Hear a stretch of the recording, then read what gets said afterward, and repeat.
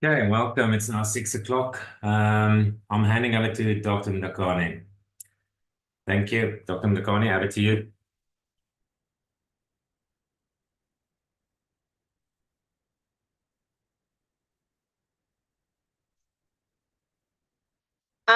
Thank you, Mr. Latakhan. I will be the one that's going to be just facilitating the session today. And then we will have Dr. Mtakane come in a little bit later.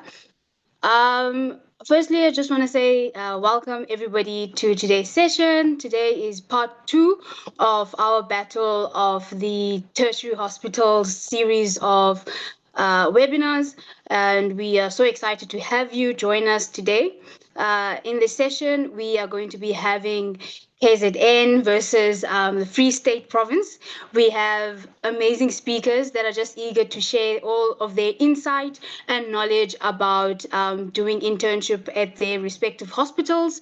So if you are here, it means that you're interested in doing internship at these provinces and these hospitals. So feel free to put your questions using the Q&A function and just relax and enjoy this session. We are so excited to have you, and we just want to share all the information that we have regarding these facilities. So yeah, enjoy. We are going to proceed. We are going to start with Dr. Mtakane, who is the chairperson of summer students, to give us some opening remarks. Dr. Mtakane?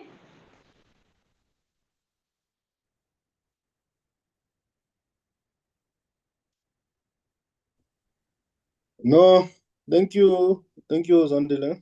I think we're running low in terms of numbers. I don't know whether it will be prudent then to give people maybe 5 minutes to join. But anyways, you will decide the program facilitator. Let me welcome those who are here. I think and I believe this is our third series for final years. As we have indicated that in our first series that we as summer students in relation to final year medical students, we intend to be a bridge between your final year and internship. We are intending to be always there throughout the year, assist you with all information that you need as you apply for your hospitals next year. And we're also going to further assist you if you need any information regarding HSPCA and any difficulties that you are going to face as the final year.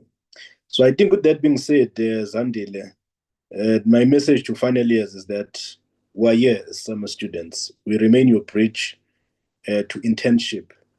So any issues that you have, any problems that you have in those medical schools, be it issues that you have forwarded to SRCs and they are not being addressed. Why are summer students to address issues that are particularly facing medical students across the country? Thank you, Zadil. Thank you, Dr. Mtakane. We have to start the session at 6 p.m. Because as we know with the previous session, things can go a little bit longer than we intend, but you can still stream this even after this session. So all the information will be freely available for you to access at any point in time. So I just want to explain today's structure.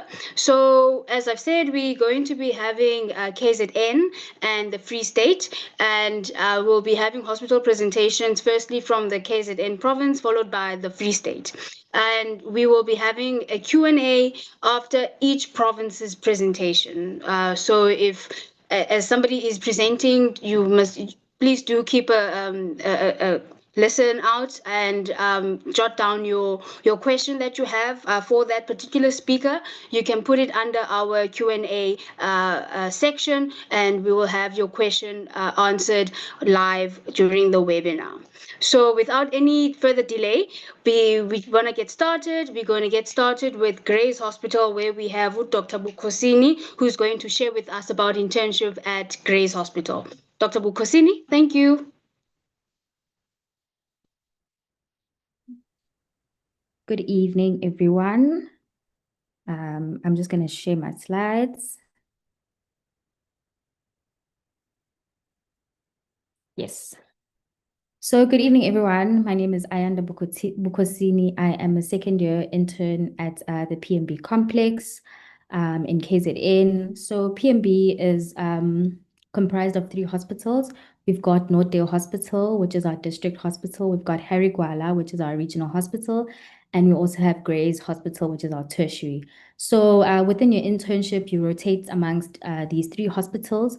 But the most important hospitals where you'll spend most of your time is Harry Gwala Regional Hospital. So this is where you'll see most of your common cases, and this is where most of your learning is going to happen. We do then rotate to Gray's Hospital from time to time, but not as much as Harry Gwala. And then with Northdale, this is the hospital that you will see the most when you do second year, things like FAMED and so forth. So let's get the admin out the way, the elephant in the room. I'm not sure if I'm supposed to disclose this, but when I was an intern, this was one of the things that I also wanted to know, the salary. So when it comes to the salary, we get paid 52K standard. And then when you start rotating at Harry Gwala, which is known as the rural hospital, then you can get an allowance of 3K. So then that will be 55K for that month. Then we do have doctor's quotas, but this is also dependent on which hospital is hiring you. Since there are 3 hospitals, we're divided in 3 groups, and your pay points can be Gray's, it can be Harry Gwala, and it can be Northdale. So the doctor's quotas are not the same. We have Gray's, which has the most beautiful or appealing DQs. Then your leave dates are pre-planned in the first year. So you will get allocated whichever week that you'll go on leave, and then only in second year you can select your leave via a first come, first serve basis. So when it comes to first year rotations, we've got surgery, internal medicine, pediatrics, and obs and gynae. These are 3-month rotations, and they are different. They're all dependent, and the teaching, the supervision, the availability of resources, as well as how you learn procedures is all dependent on the rotation. I'll touch on that in later slides. And then second year, we've got 2 months of orthopedics, psychiatry, anesthesia, and then 6 months of family medicine. So when it comes to the clinical exposure, teaching, and supervision, so this is regarded as an academic hospital. We've got the 3 levels of care, which also help in propagating your learning as an intern. So everything is department dependent. We have surgery, which is increased in the workload. I'll just speak on the different departments because they are different. There's a lot of workload. You are able to do procedures, but it's like minor procedures, IV lines and bloods, that's bread and butter for interns. And then you are able to do CVCs. The other procedures like ICDs, patients usually come from ED with them. So there's not a lot of exposure to that. You'll only be exposed in second year when you do family medicine. But we have a wide range of learning opportunities in the form of morning meetings where you present the patients that you saw during your call. You've got grand round presentations where interns present, seniors present, even consultants present. We've got intern teachings. I remember for surgery, every Tuesday, we had an intern teaching. For internal medicine, every Mondays and Fridays, I think we had intern teachings. Obs and gynae was Tuesdays as well. Peds is ongoing, and then the most academic rotation is anesthesia, where it's just a lot of teaching. You are required to do clinical assessments, Google Classroom. So it's a lot of work, and as much as it's department dependent, it's also person dependent because you decide how much you want to learn. You decide how much you want to take out of your internship.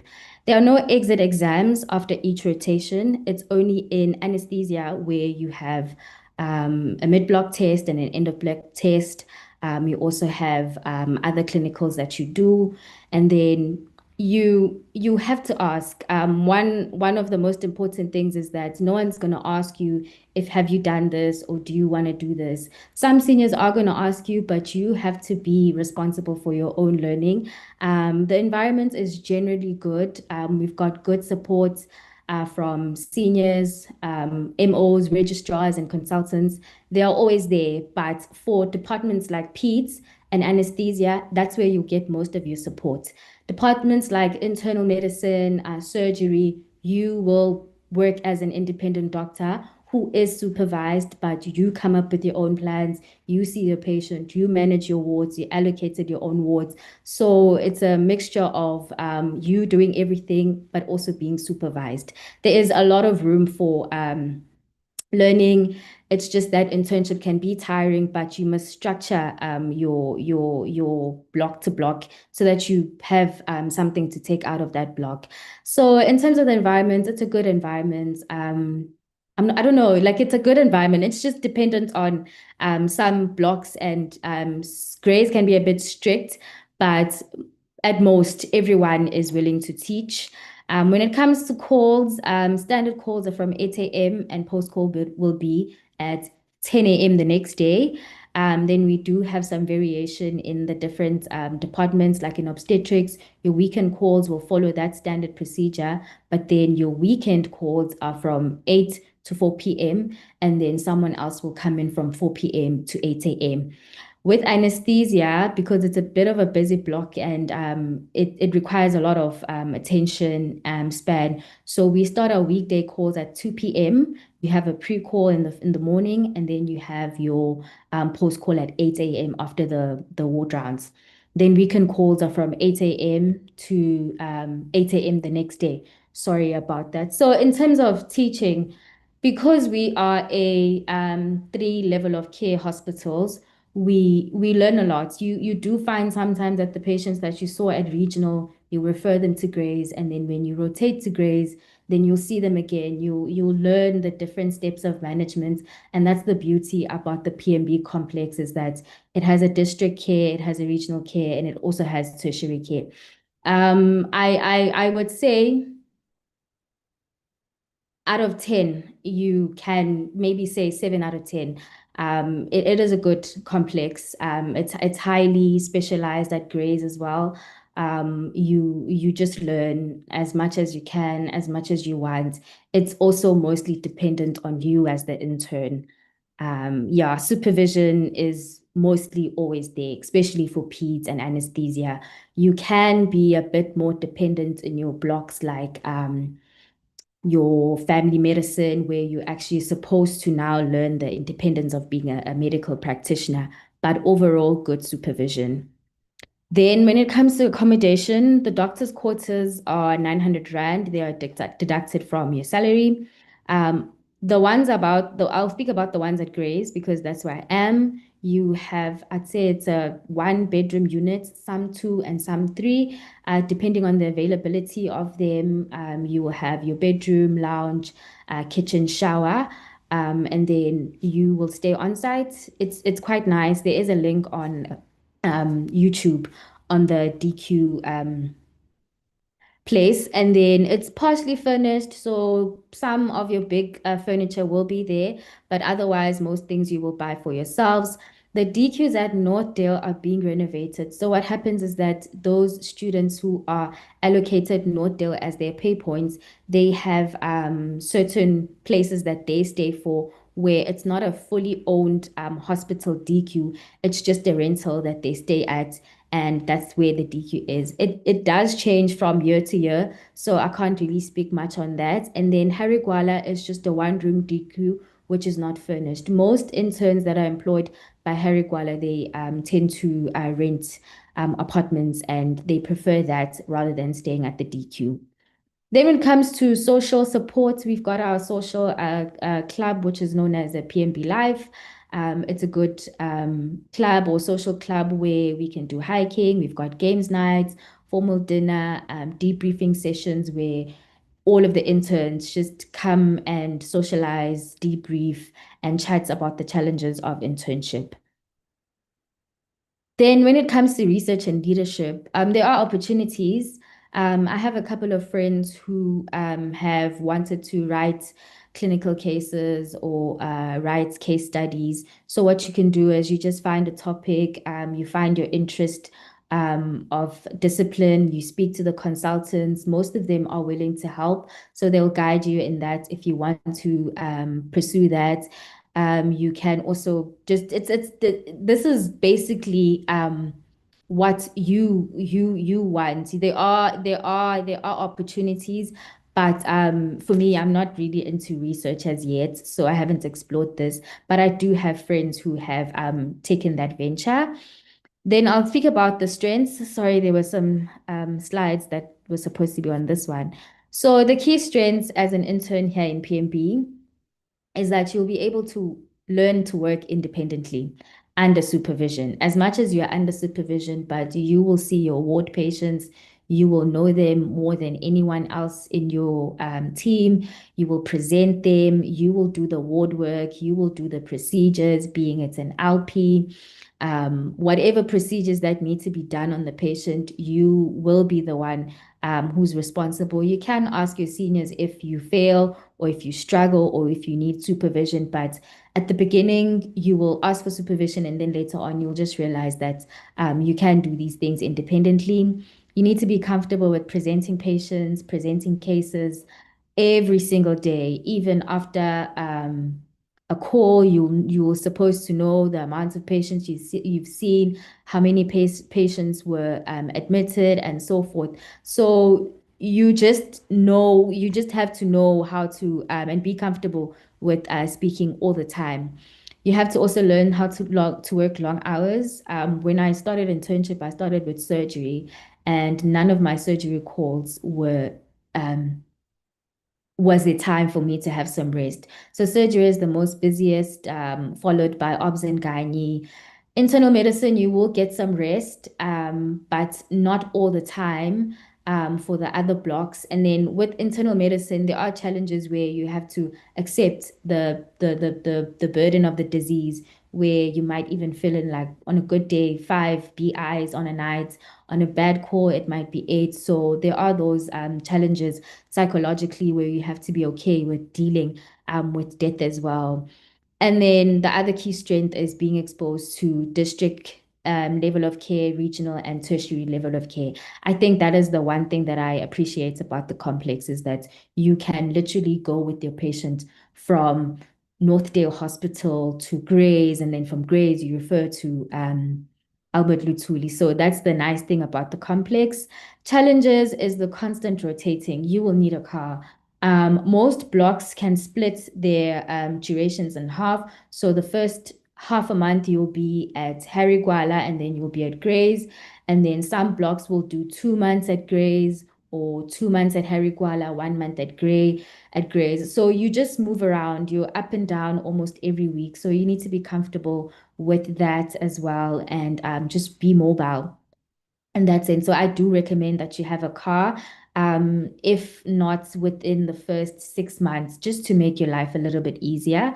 Other challenges is that we can be very short-staffed, and I think this is a feature in most health settings. We've got limited resources. This is also department dependent. I know with peds, they have blood gases for days, and then when you go to internal medicine, you even struggle to find things like blood gases. So sometimes there is a bit of limited resources, and burnout as an intern is also another challenge where you need to know how to deal with that, because at the end of the day, you are still responsible to see your patients and be of good use and provide quality care for them. So you need to know how to also take care of yourself. And then advice is take care of yourself, prioritize your mental health as well. You can't pour from an empty cup. Internship is a long process, and you will go through different stages. You will learn different things about yourself. The rotations that you enjoyed previously, you might not enjoy them in internship. It could be vice versa. So you do as much as you can, you put in the effort, and you try and learn, and don't personalize everything. We are humans, we'll make mistakes. Don't take it home, don't take it home. And remember that as much as you might blame yourself, but you work in a team. So if you struggle with anything, call your senior, call another colleague, call another intern to come and help you. Working as a team is important because you might not be okay, and then someone else might come and help you. So the day to day is very different because one team may be down. It doesn't mean now leave them and leave at 2, when on another day it might be you who might leave at 5 p.m. So working as a team is also what I recommend. Studying, you need to know your guidelines so that you can comfortably assess your patients and you can know what to do. There's nothing that's worse than not knowing and having a patient who's complaining of a headache and you don't even know how to approach that. So know your guidelines, especially HIV guidelines and so forth, and enjoy the stress, enjoy the pleasure, enjoy the money, be a little bit delusional and just take care of yourself. So all in all, the PMB complex, I'd advise if you really, really want to expand your learning in terms of the 3 levels of care. It's a great complex, even the environment. We've got a mall close by, we've got Cascades, we've got Athlone, so we're not really, really isolated. We are a small city, PMB, but there's still a lot of things to do. There's hiking, there's the Howick Falls, the meanders, so there is room to even enjoy pleasure outside and also go to Durban, which is about 45 to an hour. So yeah, PMB it's a nice place. Yeah, thank you.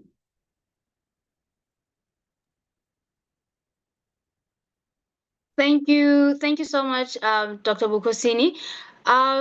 We just want to know, so people can just put their questions in using the Q&A function. There is a question and it says, how far apart are the hospitals? Is the hospital not providing any transport? That's the first question. And then are the DQs within the hospital or are they outside of the hospital, and how far are they to the hospital? So I think let's maybe start with the first question. How far apart are the hospitals from each other, doctor? Okay, so my central point is Grays. I'm currently at Grays Hospital, and I am about 6 kilometers from Northdale, and I'm about 12 to 15 kilometers from Harry Gwala. So I'm at the center and it takes me about 10 minutes to get to Northdale from here. And because of traffic and all, I will usually leave at 7 and arrive at 25 past 7 at Harry Gwala. Then with the DQs, the Grays Hospital DQs are on site. So I'm just like 5 minutes away from being inside the hospital. And then with the Northdale accommodation, they're basically not in the hospital because they have rented homes where they stay in Scottsville. So that's about 15 minutes from Northdale and about 25 minutes from Harry Gwala. And I'd say maybe 20 to 25 minutes from Grays. And then Harry Gwala interns are scattered throughout of PMB. So they are DQs, but from my knowledge, they are not as good as the other hospitals. And then I think I answered the questions, yeah. Yes. So is there transport or is there no transport for like, No. yeah. There's no transport. So there are lift clubs that you can have amongst your friends, but there's no transport, which is why I recommend having a car. I got my car in August last year because I just couldn't take the Ubering and arriving on time, because there's also that certain departments like surgery, ortho, they start at 7:30 sharp. Those surgical disciplines, they start at 7:30 sharp. So it can be a bit difficult to be on time. Yeah. Okay.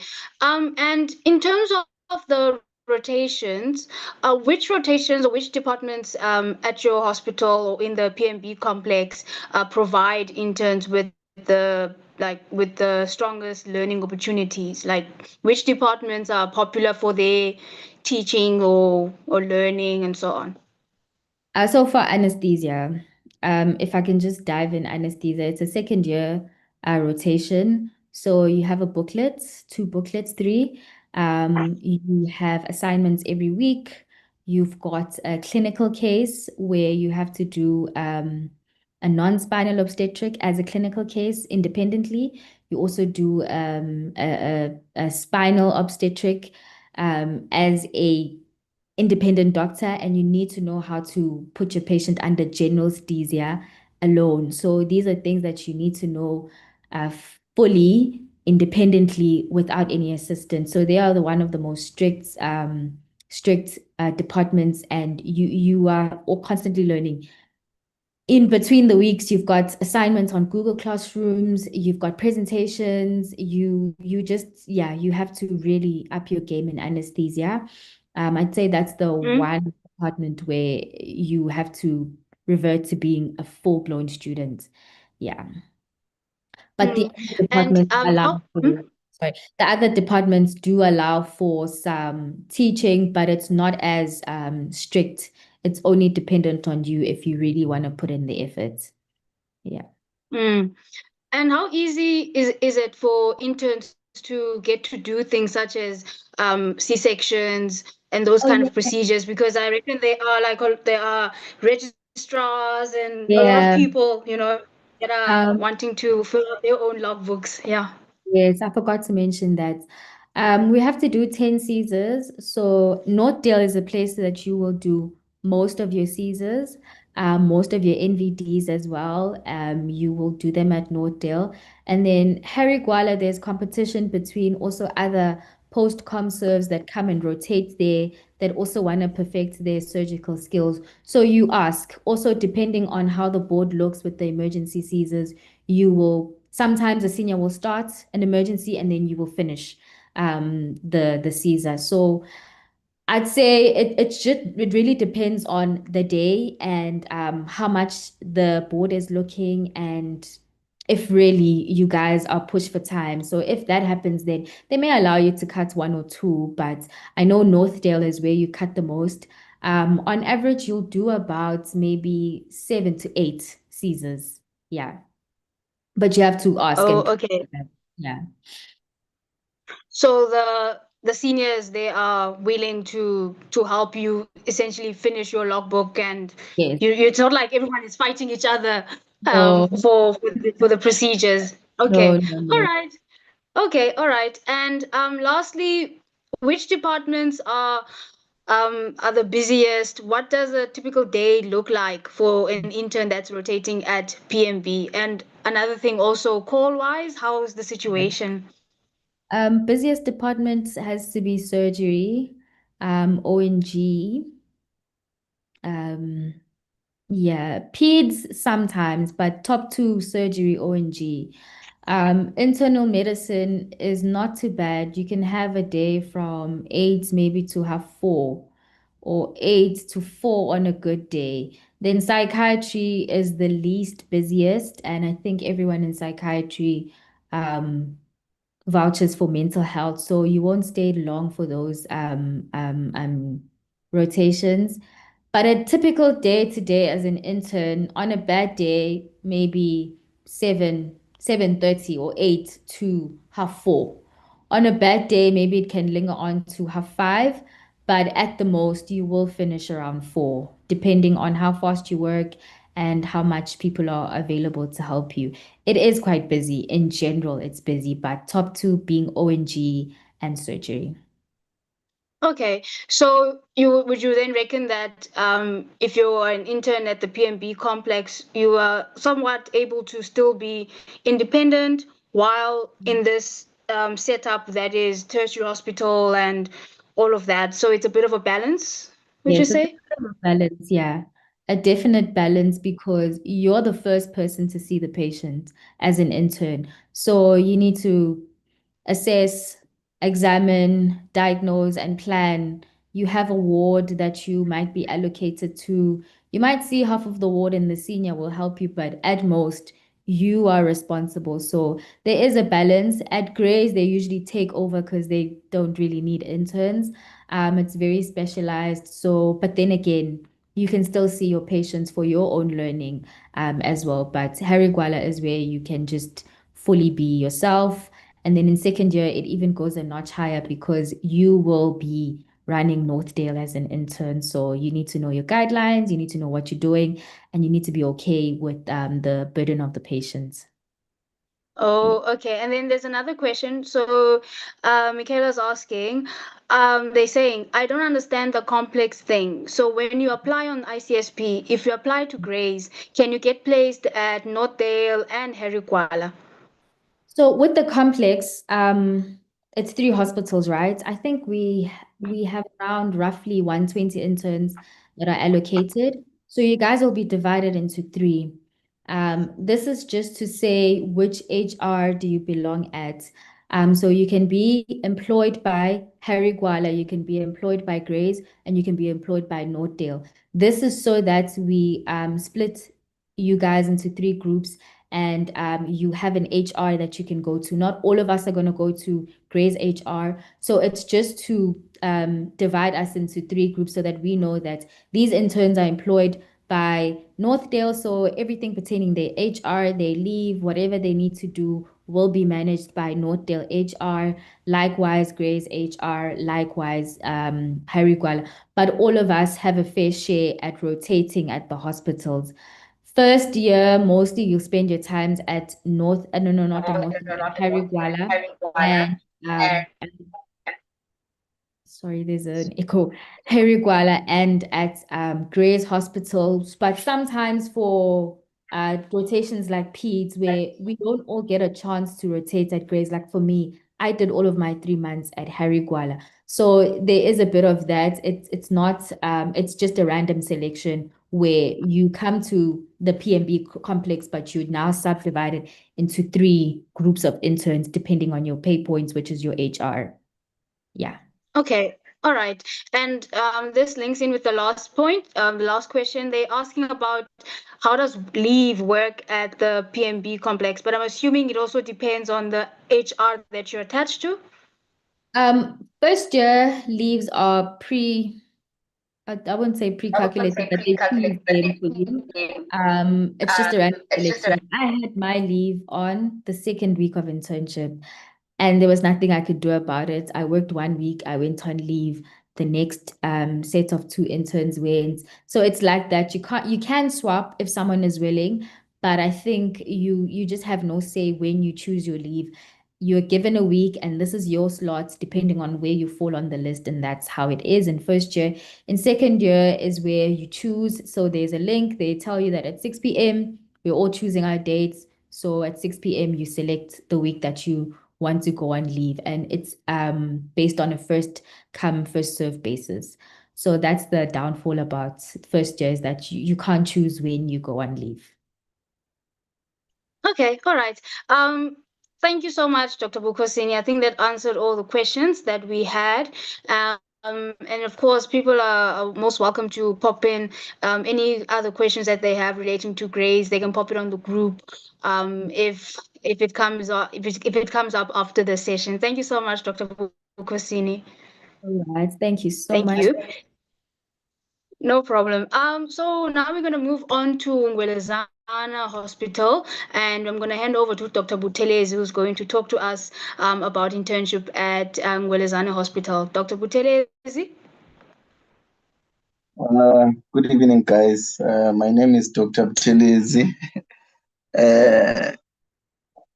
Firstly, I want to apologize. I didn't prepare the presentation. I mixed the days. I thought the presentation is tomorrow, whereas it's today. So likely I did like a rough on paper just to remind myself the things that I need to cover.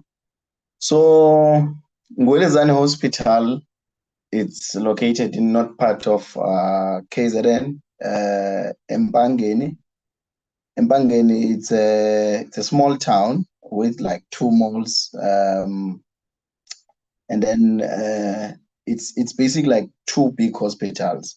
So especially in first year, so there is Ngwelezana. When you apply on the portal, it's only Ngwelezana that will appear.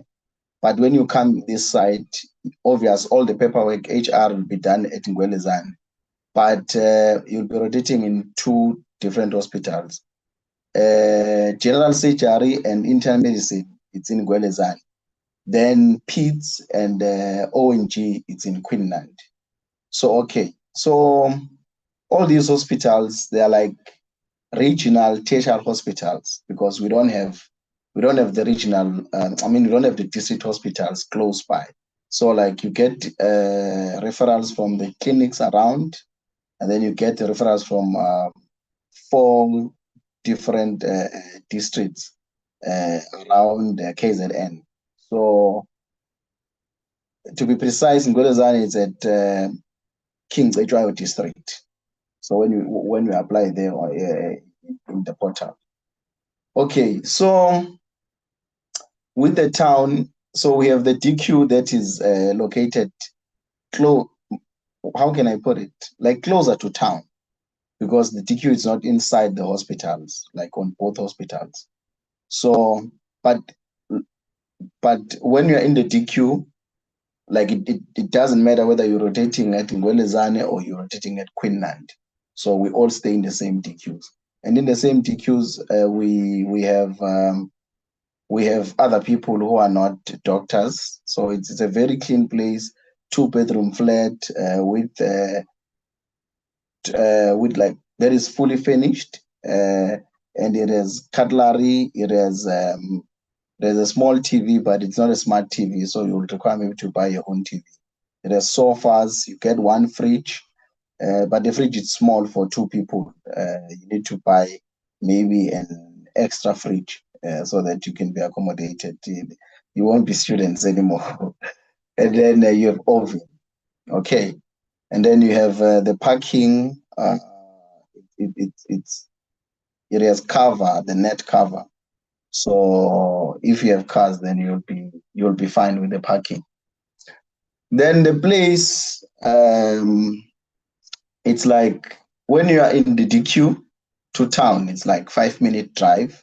It's a walkable distance. You can walk like 15 to 20 minutes, but 15 minutes you can walk, and it's safe. The place, and then from the DQ to Queenland, because where you do PEDS and ONG, it's close by. It's a walkable distance as well, but if you walk, you'll have to walk like 15 to 20 minutes as well. So if you don't have a car, there are cabs around Bangin. We don't have Ubers and Bolt, so you use cabs. Like it's like 50 rand, so it's a little bit expensive, but it's better.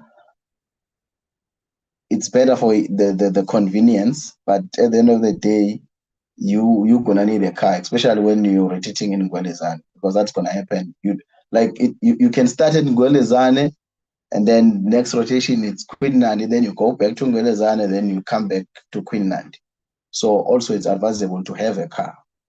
So, and then around we have a place called Richards Bay. It's like 15-minute drive. We have a beach there.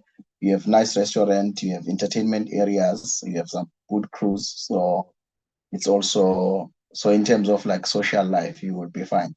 Then Devon is also not far. It's 1 hour, 30-minute drive or 2 hours. Then there are so many things in Devon.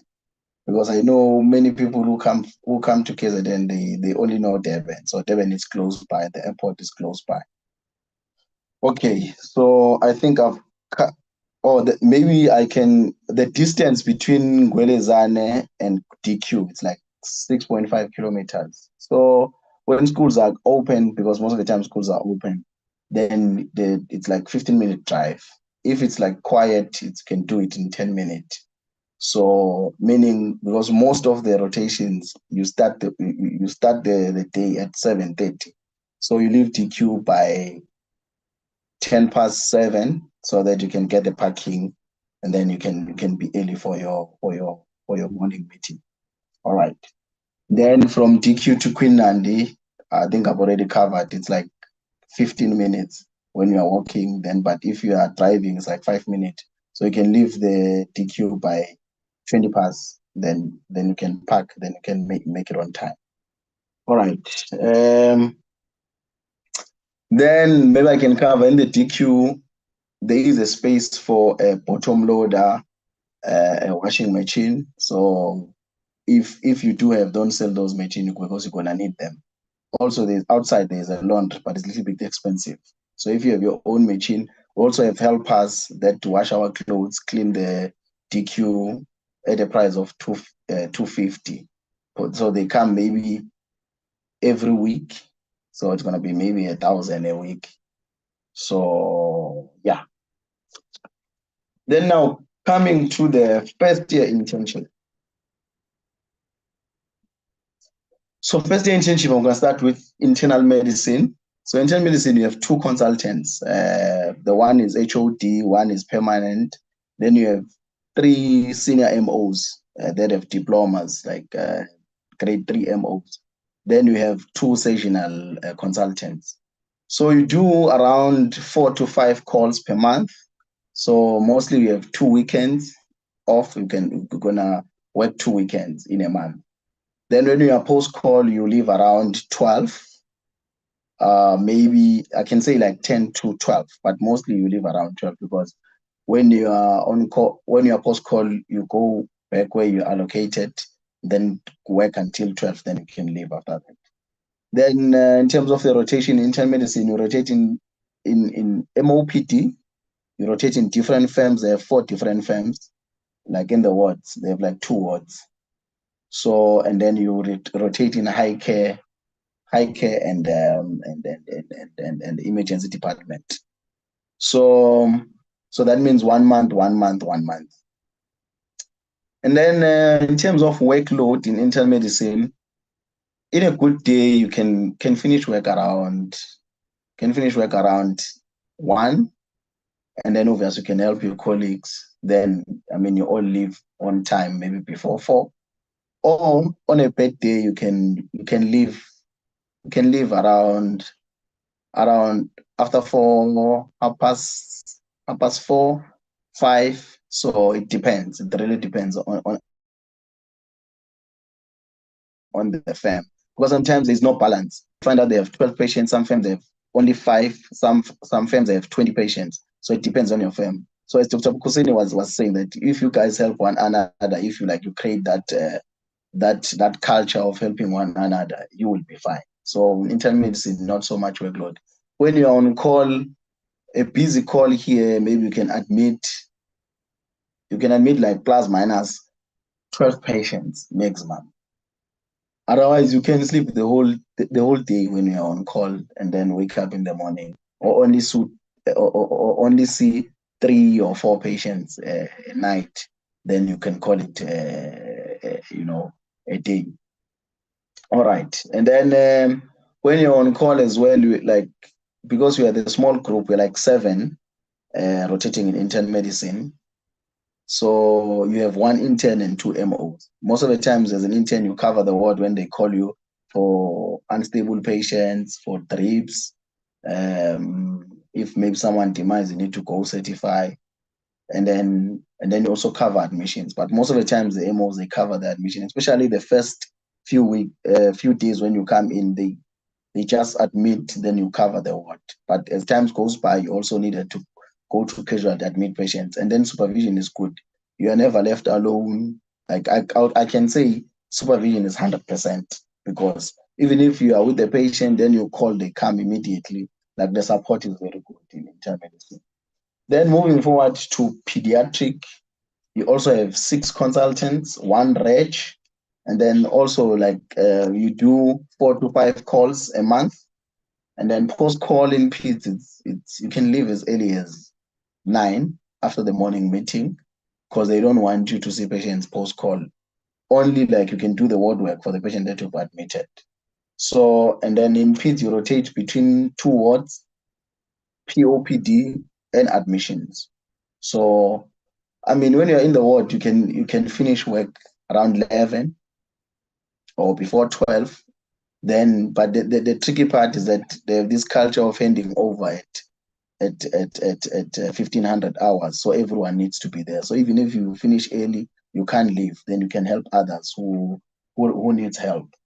And then POPD in a busy day, maybe you can see plus minus 8 patients, because there are patients that are seen, the first visit are seen by the interns.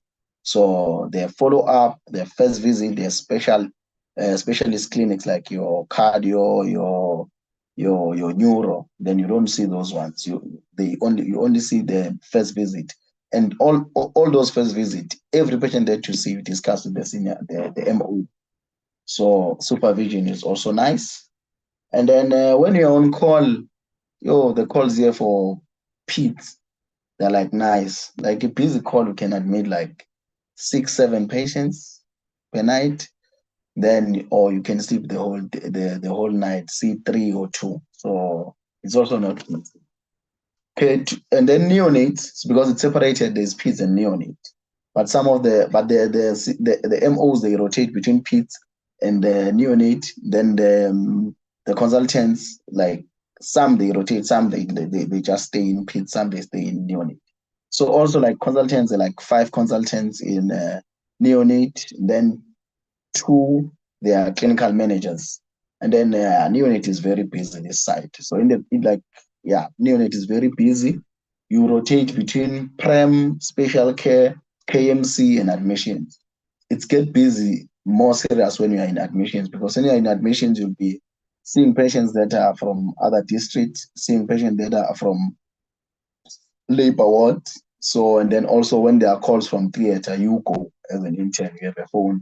So it can get very busy. Then, because you'll be allocated, let's say you are working in prem, you have maybe 6 patients or 8 patients. When you're in admissions, when there's nothing, when it's quiet, then you must go see your patients, do all the ward work. But sometimes, because you'll be with MO, most of the times they help you. You can be in admissions, maybe very busy, then you'll find out they've seen the patients, and then they've also did the ward work for you, so you don't have to do anything. So most of the times you will leave before 4, but some days you will also leave after 4. Then you go to Tertiary. Tertiary has 5 consultants, 2 registers, and then Tertiary is also the busiest, because you do 8 to 10 calls per month. So depending like how many you are as interns, because I mean all the interns, they've been fighting this thing of so many calls, but they couldn't, because we are too little as interns. So as a result, as an intern, they wanted 1 intern on call, which you cannot manage. So it's 2 interns on call and 2 MOs. And MOs, they are mostly in theater. Then interns, they cover the ward, and then they cover the casualty. So also the supervision is good. Post call is like 10 to 12. You can leave as early as 10 to 12. If you finish your work early, post call, you see your own patients, especially if your call was not busy. At 5, you can go do the round in the ward, and then when the day starts, you see the patient quickly with the MO, then you can leave as early as 9, as early as 10. But surgery this side is very busy. Then going forward to ONG. So ONG, you have 6 consultants, 1 reg, then the other ones are MOs. You also do 4 to 5 calls per month, and then post call there, it's nice. First month, there's something that they call ESMO, where they like teach you like ONG conditions. So it's like every day past 7, start until 9. So if you are post call that first month, after that teaching, then you leave. After that, after the first month, and then if you are post call, you only see patients in post NVD, then you can leave as early as 9, as early as if there was no morning meeting, you can leave as early as like 8. When you are post call in ONG. So in ONG, you rotate between labor ward, antenatal ward, oncology, gynae ward, and then gynae clinic, high-risk clinic. So the allocation is done every week. So, and then you get like enough exposure. And then the calls in ONG, they fluctuate. Like I'm the one person who's okay, I've accepted. I'm the busiest intern, because like you will find people, it's been like maybe 3 consecutive days. They have 3 scissors a night, 2 scissors a night, and then I come on the 4th day, I don't sleep, or I get only 1 hour sleep, So it depends. you can really don't get like anything. You can stand until morning. But also the support is very good. You never left alone. You see patients, they come and access, you phone for help, they come. So it's also very good. Then and then I think I've covered all the disciplines. Then coming to the second year internship. So second year internship, I think that's where the tricky comes, because you do 6 months of family medicine. So in family medicine, you do 3 months in one of the district hospitals around Mxenge. So maybe I'll say a hospital that is like 2 hours away, 1 hour, 30 minutes away. Some they're like, 2 hours away. 1 hour, 30 minutes away. So if you'll be rotating in that in the district hospital, you need to move out from the DQ and then be in that hospital DQ for that 3 months. Then when you come back, you have 1 month in CHC that is around here. When you are in CHC, you don't have to move out because it's like 30-minute drive. So you can always come from DQ, go there, because there's no DQ anyway. So the second year, then that means you really need a car. And then you have 1 month in ED, emergency department, and then you have 1 month in one of the wards in family medicine. So that completes 6 months. Then psychiatry, it's inside Ngwelezana Hospital, and anesthesia, you rotate between these two hospitals, Queen Nandi and Ngwelezana. Then then ortho here, it's very good, even though I haven't done ortho because I'm still in my first year. But ortho, they recommend, it's very good. They are like, teaching is good. They give you opportunities to do some minor procedures if like you are really interested in ortho. I think that's conclude my presentation. Not unless there are questions.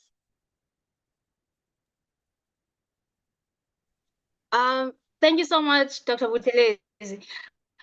It sounds like it's a good time there in Ngwelezana with those calls. My mind I was entertaining Ngwelezana for a moment there. So can you can you tell us compared to my friends who are in Gauteng and other hospitals, during graduation, most of them, they lost like significant weight. I mean, with our group, no one has lost weight.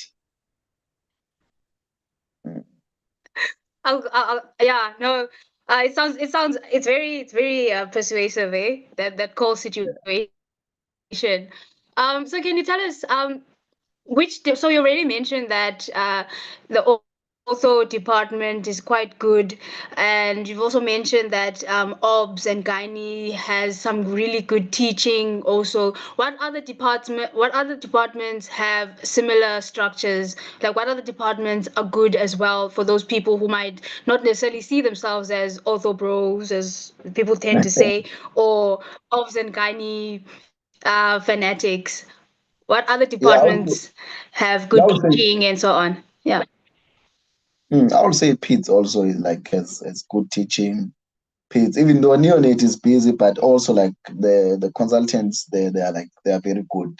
They have good teaching, because really, as a student, I hated PEDS. I'm sorry to say, I hated PEDS, because I mean, I think before applying to medical school, I wanted to be a pediatrician, but the experience that I got as a student, it wasn't nice.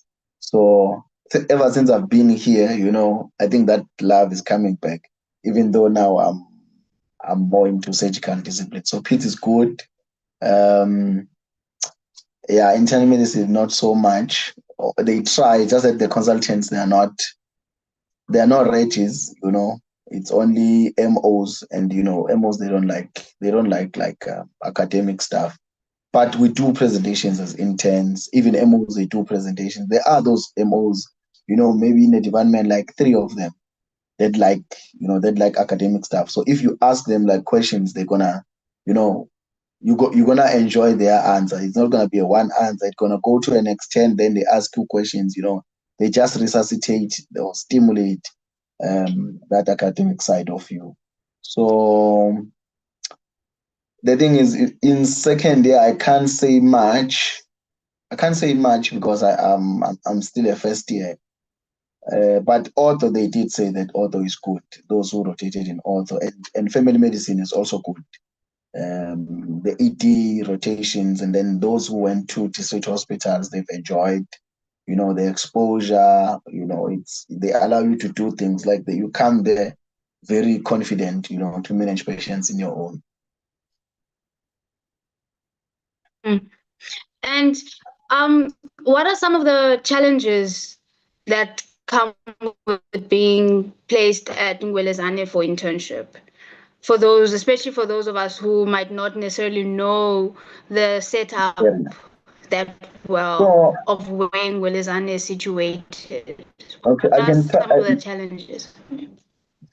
Challenges maybe like being in an area, because I know this area before medical school, but I went to Pretoria, which is a big city where like you have almost everything. Everything is around, the shops, big malls.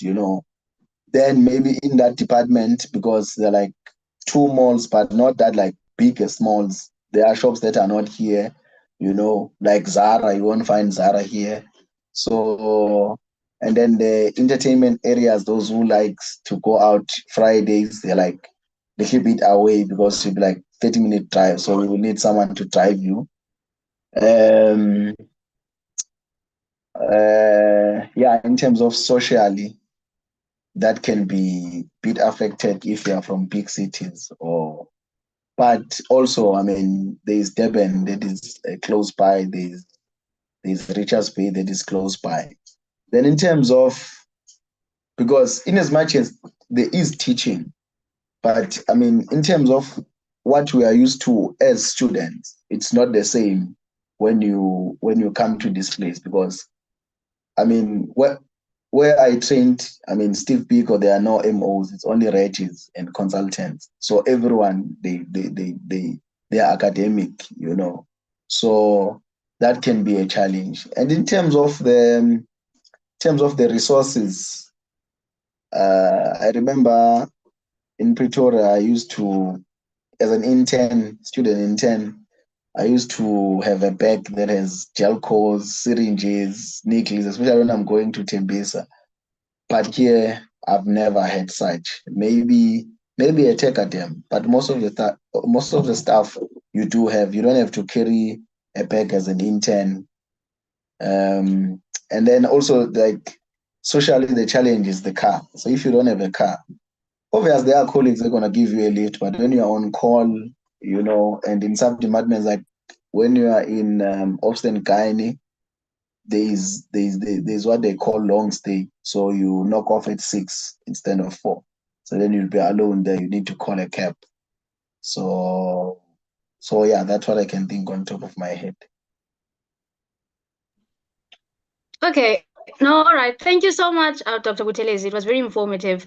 And yeah, no, Ngwelezana sounds really exciting and it sounds really nice. I'm still on that course thing. If I can just see 6 patients for internal medicine on a call, I'm going. Thank you so much, Dr. Buthelezi. Yeah, thank you. No problem. Now we going to move on to our next hospital.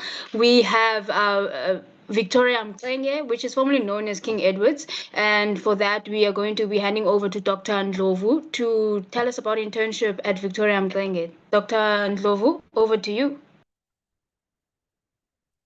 Hi guys. My name is Ndlovu. Did you guys hear me? Yes, we can hear you. We can. Oh, thank you. My name is Ndlovu.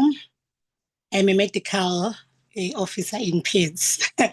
Shame, Dr. Buthelezi. I feel so bad that you had a very bad experience that make you to no more love to do PEDS. Because I want to be a pediatrician while I was still in medical school. Also, I also get a good exposure in PEDS.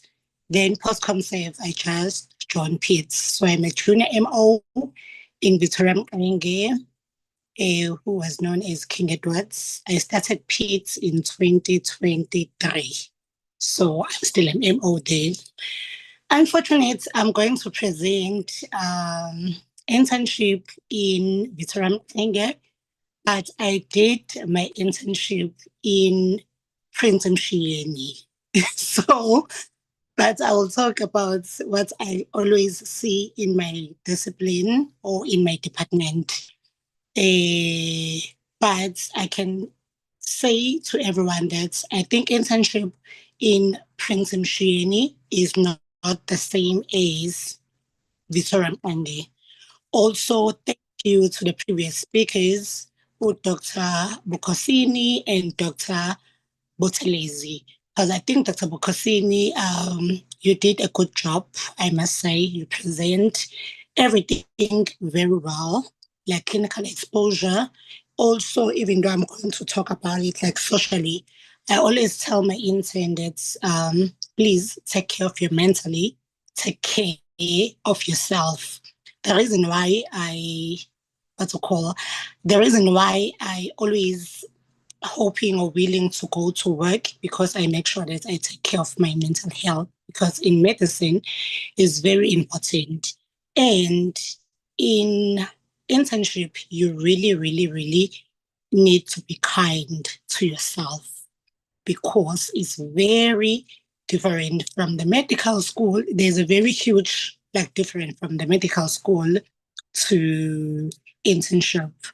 To tell you a bit short story about myself, I'm a Cuban trained, so I did medicine in Spanish in Cuba. Then I have to go to WUSU. Initially, I applied to UKZN to finish them, but because of the number of students, and then we tend to be choose to go to finish in WUSU. But initially, I was so angry that I have to go to Eastern. But I also thank God that I went there, because that's when I learn a lot of things. And that's when I learned to be independent in WUSU. Then when it's come internship, I was exposed to everything. So internship in Mxenge, is the previous speaker already mentioned. We having first year you do internal medicine, you do PEDS, you do surgery, and you do obs and gyne. All these disciplines you spend 3 months on this. So I'll start with my department. In PEDS, we do have PEDS and we do have nursery. So most of the intern, they spend six weeks in PEDS, they spend 6 weeks in nursery.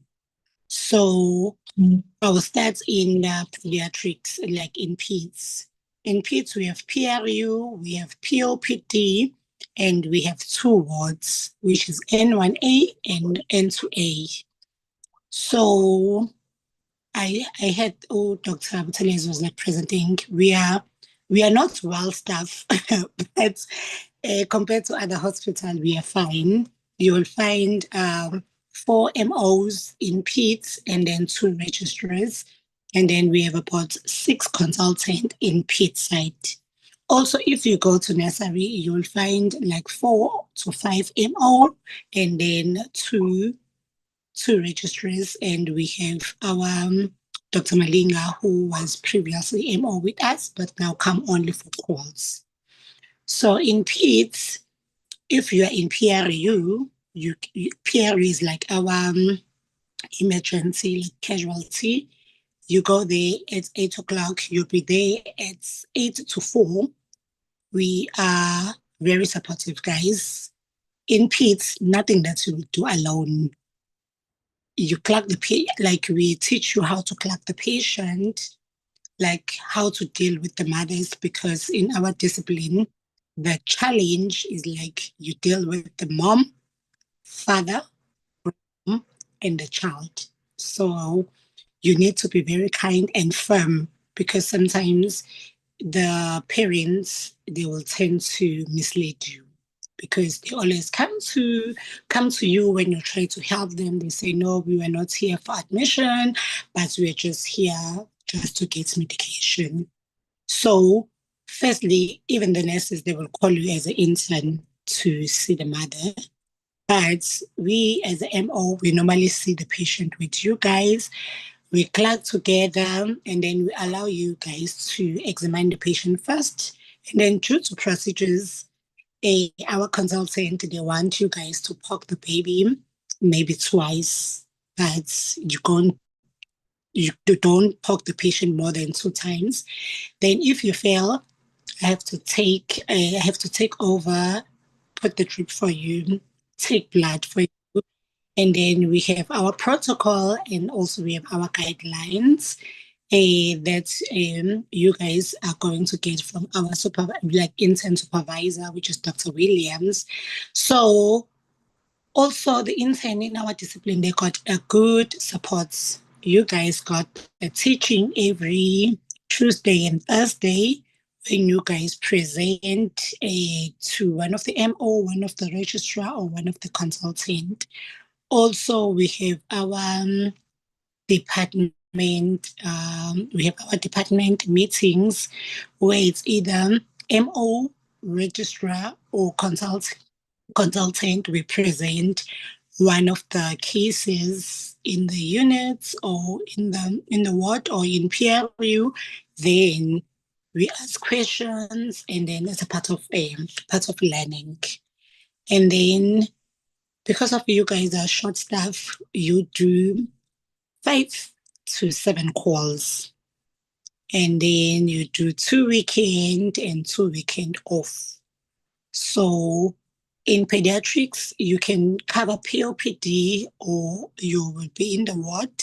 Then after 3, you're going to PRU to take a handover with the senior on call, can be a registrar or the MO, and the consultant. So we do the handover together with the consultant that was covering the ward during the day, and the on-call consultant.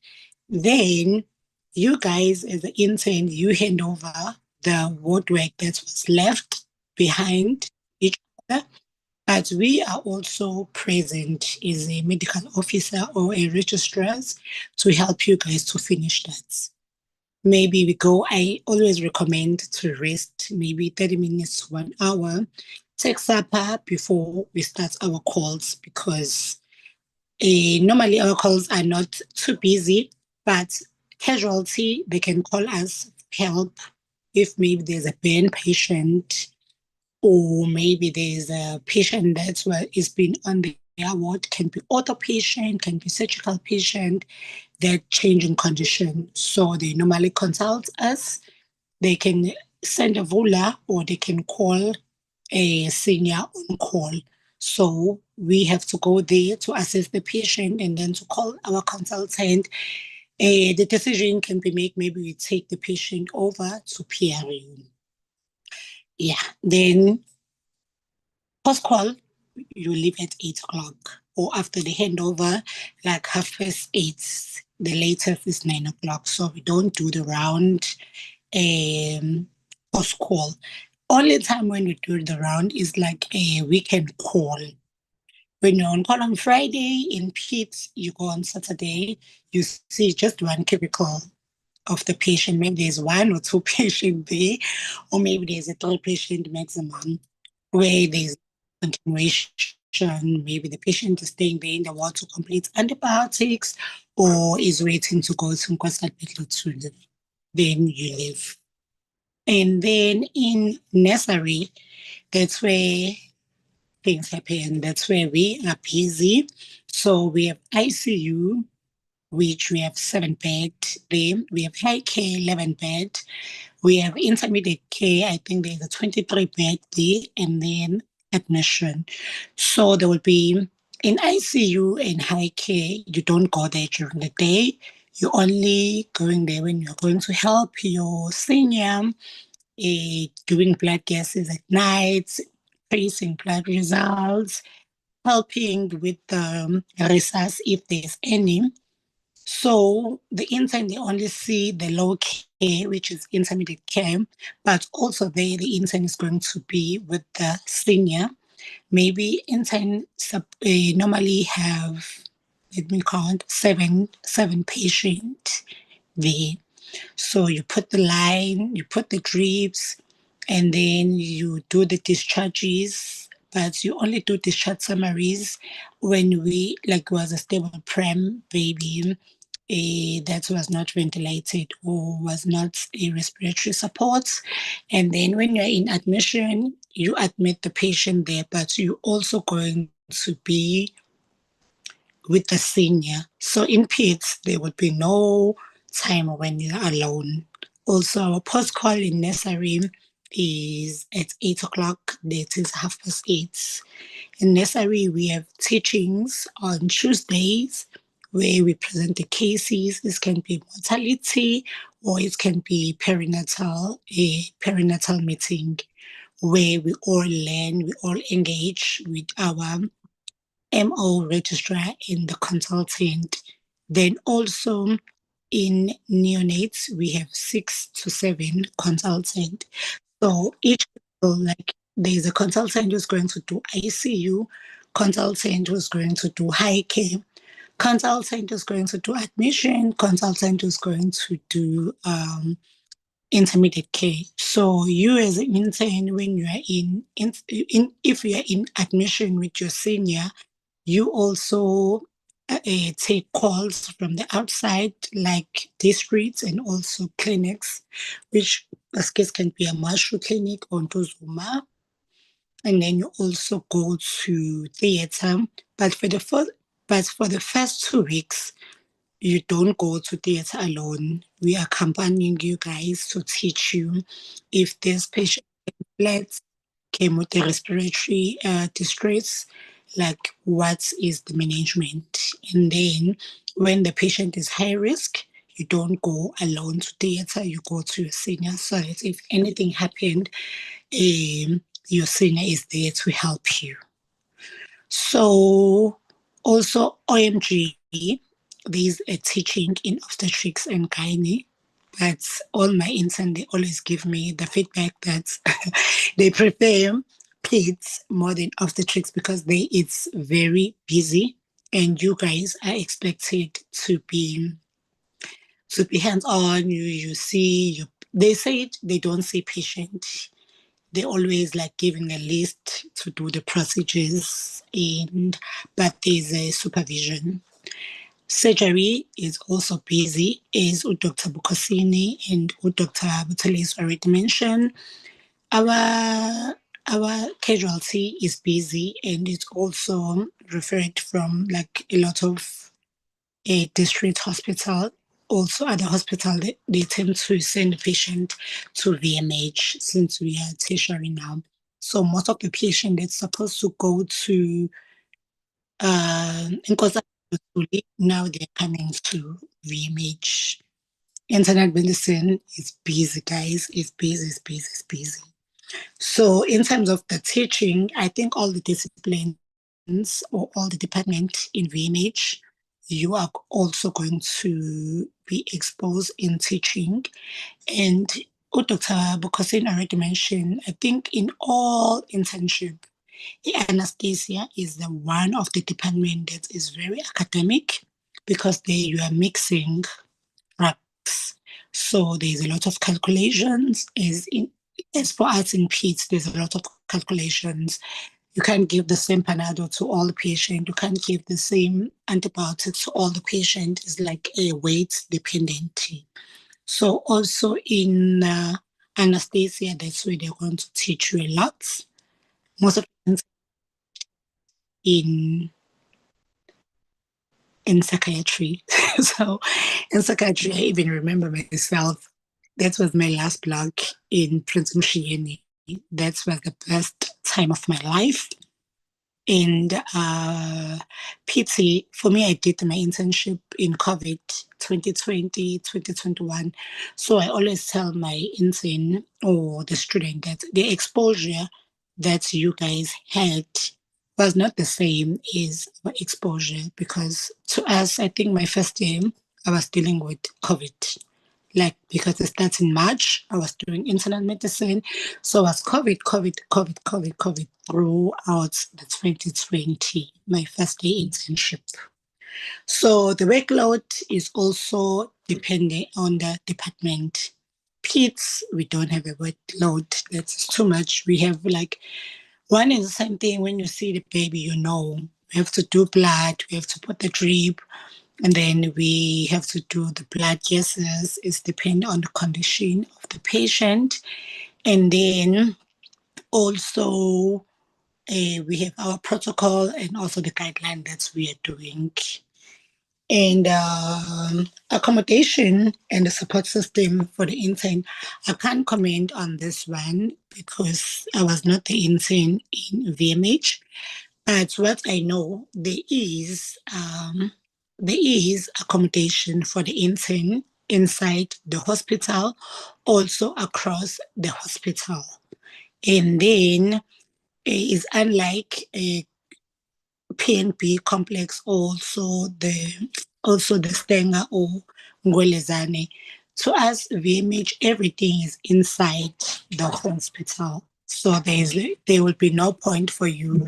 There's no rush for you to buy a car because maybe some other days going on hospital. Every discipline or every department is inside the VMH. Social life and work-life balance. There are social workers and the psychiatry for the intern, and also there's what you call the things that they do for intern, where even in my discipline or PEDS, where the consultant is going to call you guys one by one, hear your strength and also your fear and where we can do better. And in every rotation, we also want to hear from each intern and the student on the social life, also on the work-life balance. Research, I can't comment on that, guys. I'm not a research person. I'm very academic, so I can't comment on that. And then the key of strength and the challenges of the internship at our hospital. What I can comment, the number of interns are no longer the same, guys. We, as the intern, I think we are 20 on my groups, and you guys now are 10. So that's why you end up going to have a number of calls. When I was an intern, I think I normally used to have 4 calls, but now, as I already mentioned, you're going to have 6 to 7 calls. And in print machine, we used to do per calls.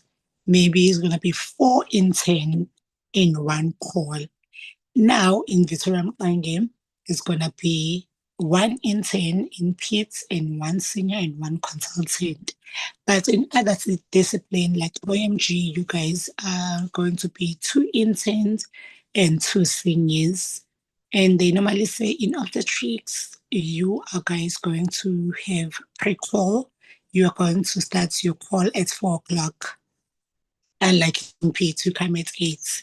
So in PEDS and anesthesia, you're going to get your pre-calls. Like you come at work around 3:30 to take handover, then at 4 o'clock, you start your call. And there's also the two seniors on call with 2 interns. So I think it's better. Unlike us, it's me and you and the consultant, no one else.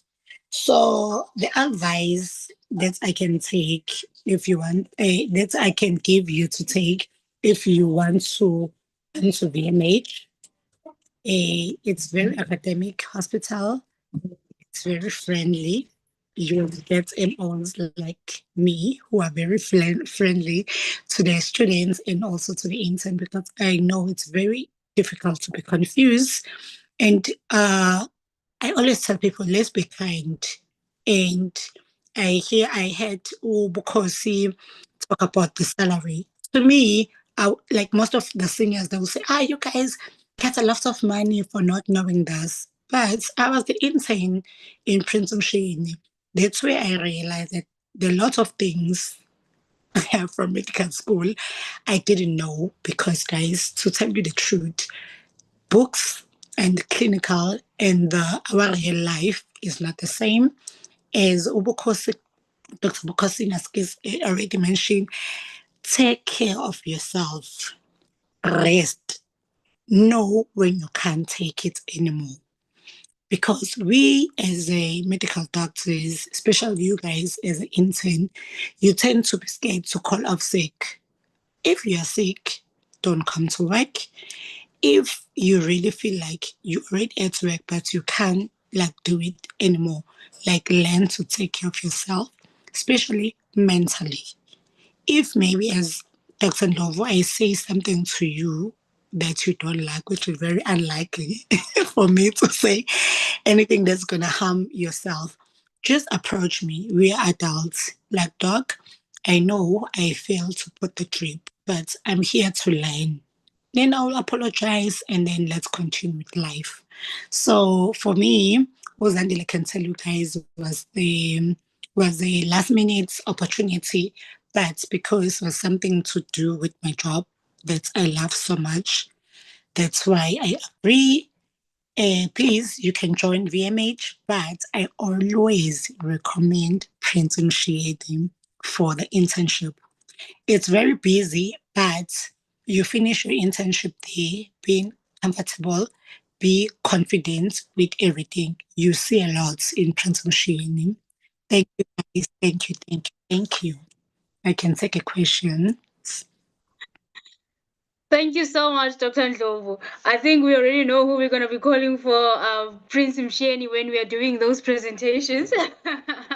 And thank you so much for some context. Dr. Ndlovu literally accepted our invitation last minute because a speaker that we had unfortunately could no longer join. So we thank you so much for your passion, and we thank you so much for just for honoring the invite and for showing up for us. If only all seniors could be like you. But yeah, no, thank you so much, Doctor. Thank you. We just have a question. So, as someone who's already on the other side of the whole training situation, you're already an MO. What are some of the mistakes that you see us as interns do? Not necessarily when it's related to skills, but just in the way that we are as young professionals coming into the space. Thank you for the question. Oh, thank you for the question. I always tell people, you guys, as Dr. Butelez was telling you, there's a thing that you don't realize, that you are no longer a student. Ne? You guys tend to lack the accountability. You lack the responsibility. And you as an intern, my intern, I always tell them, you always want to work as a group. You won't grow. You always if I say, go and do this, you're going to want to call your friend. You won't learn. The reason why I say, go and do that alone, I'm going to observe you. But now your friend is going to put the pressure to you. And then if you fail, you feel bad for yourself. You understand? And you also don't communicate. For me, if you're on call with me, I'm going to give you my number in the morning. You don't communicate, you just disappear. For me, I recommend us to eat. I recommend us to go take lunch. I recommend us to sleep, guys. I love to sleep, especially when I'm on call, because if I don't sleep, that's when I become irritable. And that is not me, to be irritable. So the fact that now I'm irritable, I know that I didn't rest. You guys, you want to act like a child. you always, okay, you're working in admission. It's very nice to help your colleague in post-nates. Maybe have a lot of patients to discharge, but communicate with your senior. Tell your senior, Dr. Ndlovu, I'm going to help with Dr. Buthelezi. I'm going to help with Dr. Dlamini. No one will say no to you. But it's very bad now. The theater is calling for the, okay, so you guys are going to communicate I'm sorry about that, intern to intern. So the intern in obstetrics is going to send you a message as an intern in PEDS. Say, I'm having a 38-year-old, graph 2, para 1, Caesar for fetal distress, or Caesar for MSL expose. Please, I want the PEDS to be in theater. Then you receive that message 1 hour ago. Then you just call me. Hi, Dr. Ndlovu, I am theater. There's a fetal distress. I want your help. It's like, girl, like, there is no patient that's just boom to theater. To understand, I always tell people, like, learn to communicate. I don't want to see your face. You can send me a WhatsApp. Hi, Dr. Ndlovu, I just received this from theater. Then I will tell you, okay, please let me know when the spinal is in. You can go there alone, but back of my mind, I'm waiting for your call or I'm waiting for your message to let me know that, okay, doc, the baby is not breathing, the baby is not crying. To understand, I always organize myself that I'm waiting for Zandile. Zandile is going to message me. Then you guys go to theater, the baby is fine. You don't tell me that. For me, I left everything the things that I was doing, waiting for you. If you ask for help, I'm available. Then 30 minutes later, you send me a message. Hi, Dr. Ndlovu, the baby was fine. It's like, oh my God, this girl. And like in PEDS, you can't do PEDS if you are not anxious. So we always anxious. We can't show it outside, but we always anxious.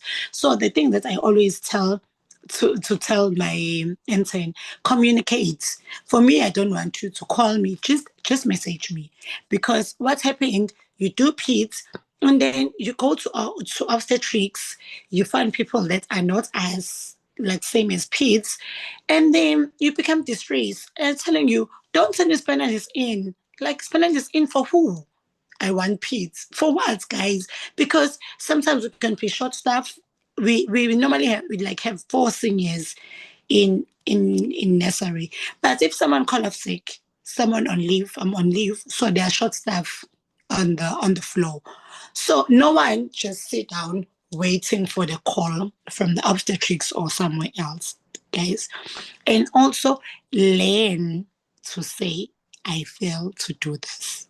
Guys, we are dealing with people's life. Because you as an intern, yes, you're under supervision, but if something happened, you have IN number to understand you are a medical intern. So don't be scared, you guys. I know, especially those who's going to pass with cum laude. Congratulations, guys. But cum laude, stay in varsity, because I know most of the people who are very clever in medical school, they feel so much pressure if they fail to do procedures. Guys, it's not you, it's like clinical skill. So sit with my exercise like this, read the definition, clinical diagnosis, treatment is not the same as the patient. Mind you, people in South Africa, they don't know how to express or how to tell the doctor what is the issue, to understand.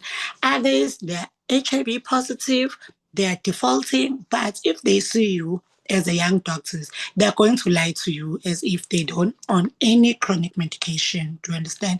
Then you take a wrong history, or you're unable, let me say, put it like this, you are unable to take a history, but don't be defensive. If maybe I say, okay, let's come together, let me ask this patient what you have. Hi. And also, guys, please learn to greet patient. I always tell people that we as a doctor, we are very bad of not greeting, to understand.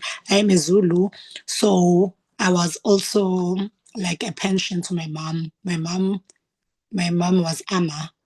when she got me. So I always tell people like, if you greet the patient, you break this fear of the patient and the doctor. So you greet, you introduce yourself, even though you wear the scribe that says, got your name, you wear your name tag. Just be kind. I am Dr. Ndlovu. I'm one of the MOs. I'm going with Dr. Zandile Kolisi, which is also the doctor. I'm not even going to tell the patient that you're intern because it's going to lose the trust on you. To understand, this is Zandile with Dr. Kabisa, who is going to also ask you further questions. How may I help you today? Those are simple things that we normally lack because of our consultant are not practicing, so we tend to copy and wrong things to them. Do you understand? And guys, Yeah. don't fight with the patient. Sometimes we become so frustrated of our long hours, the fatigue, and then we tend to shout to the patient. And the last thing that I can tell you guys, be friend with the nurses. The nurses can save your life. Don't think you're a doctor, you know everything. They are our senior nurses who knows even more than our consultant. To understand, I don't say count on them, call them mothers. Do you know? For me, I don't call them mom. I respect them as a sisters. And sometimes if I don't see, like maybe the baby is very sick, I will ask, Ebo, Sister Ndlela, what do you think? But I'm too young. I'm a junior MO to my discipline. So I always make a joke like, guys, I'm too young for this. I don't know why I choose medicine. So can you please help me? They will advise you on the medication because you guys tend to do, you wear your stethoscope and then you lose the respect to sisters. And that's when most of the people, they can help you and also they can save you certificates. To understand, I don't say bounce on them, but listen to them because later I get the messages because for me, I don't mind to give people my number. So I don't want the nurses to call me on the telephone, like hospital telephone, as I already tell you guys, I'm very anxious. So if someone call me on the hospital call, I think like recess. So I'm always like ready for recess. So I will always tell the nurses. So I feel bad if the nurse reports my intent to me, because now I have to discipline someone as if I choose the nurses. No, it's just that you guys, when you come as an intern, you think you know everything, and then you tend to lose the respect to sisters. So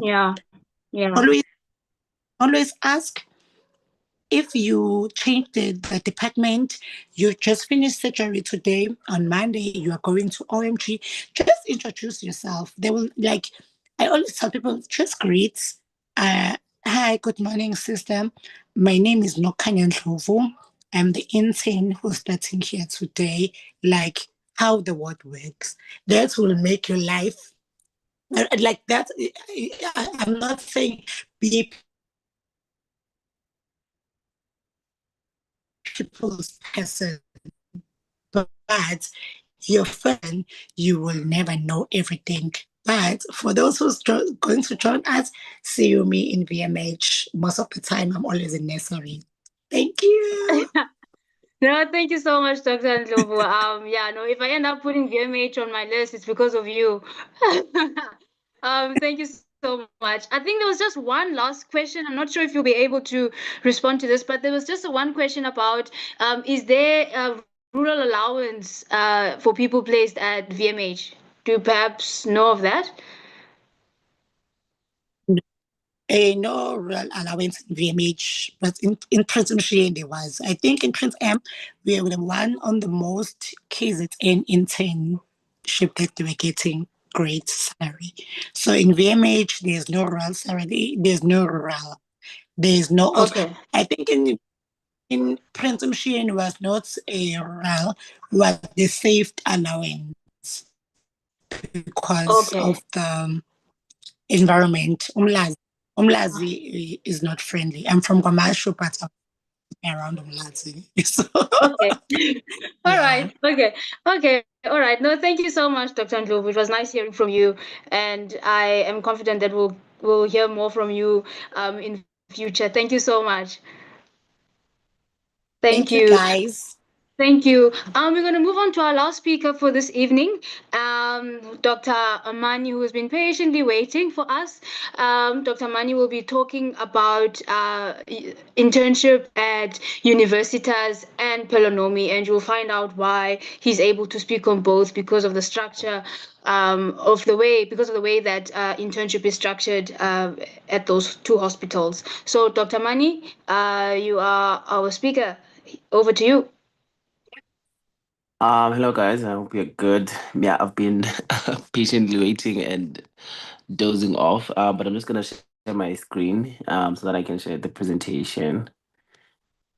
Okay.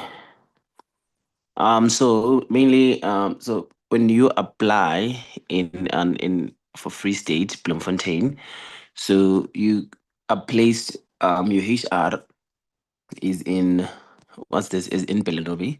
You are employed under Pelonomi. Can you all see my screen? It's coming up now, Dr. Mani.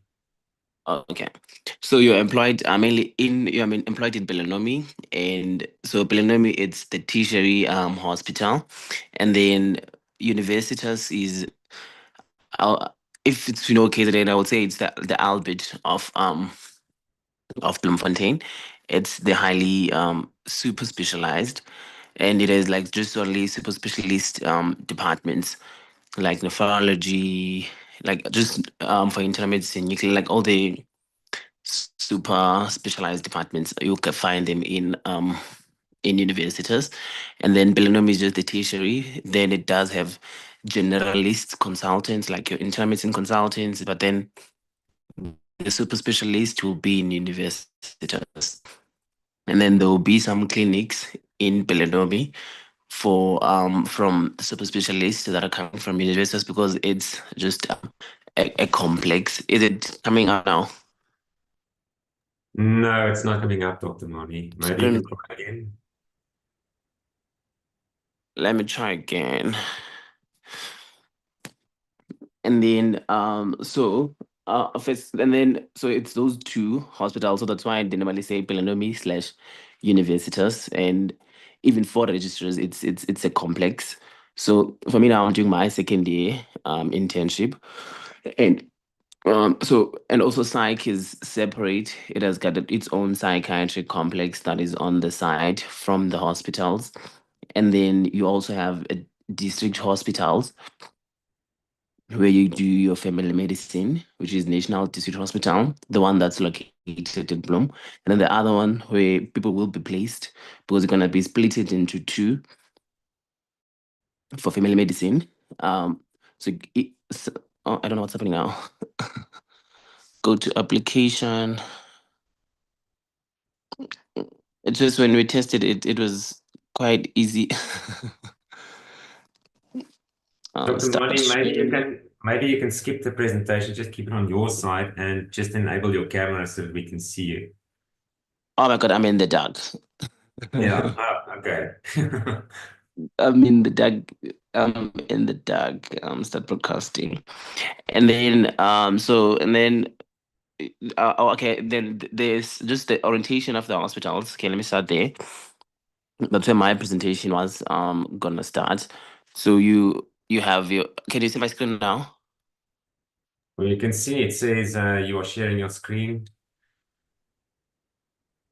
Can you see now? There's a picture. I can see a picture there from Instagram. WhatsApp. Okay, you're clearly in my WhatsApp. Yes. Okay. There you go. So these are the two. Can you see it now? We can Is it see fine? Thank you, Dr. Mani. Okay, no problem. And then so these are the two hospitals, which is Universitas or Pelonomi Hospital. And then but for family medicine, you go to National. National is still in Bloemfontein, like it's 5 minutes from Universitas. And Botshabelo, it's the one that's far, which is a district hospital that's like 50 kilometers away. But people who are placed there is transport, and every day when you're doing family medicine, then you're gonna be there for like 6 months. And then it takes you from the doctor's quarters to the hospital. And then for psych, there's a Free State Psychiatric Complex. So Free State Psychiatric Complex, it's also not far from Universitas Hospital. So from Universitas, it's like roughly also 5 minutes because it's closer to the Tertiary National. The one that's a bit far, that's in the location, it's Pelonomi, and that's where you spend most of your time. You're gonna spend most of your time in Pelonomi. And Pelonomi from Universitas, it's like 10 to 15 minutes. But everything in Bloemfontein, it's roughly 15 to 20 minutes drive. There's nothing like above that, other than the district hospital, which is the one that's outside of Bloemfontein, which is like 50 kilometers away. And then, so you will definitely need a car, but the doctor's quarters is in Universitas, so it's just connected to the hospital. So you don't, when you're in Universitas from the DQ, it's a walk. You walk in a passage and you enter the hospital, and that's that. So the overview. So there will be departments, like what I'm saying, the thing of having a car. So okay, let me start with internal medicine. So in internal medicine, how the building and investors are one. It's one on Mondays. When you're in internal medicine, you attend the morning meeting, like an M&M meeting. It's in Universitas. So all the internal medicine people will be there, all departments, all everyone attends the meeting from Pelonomi and Universitas. It's an M&M.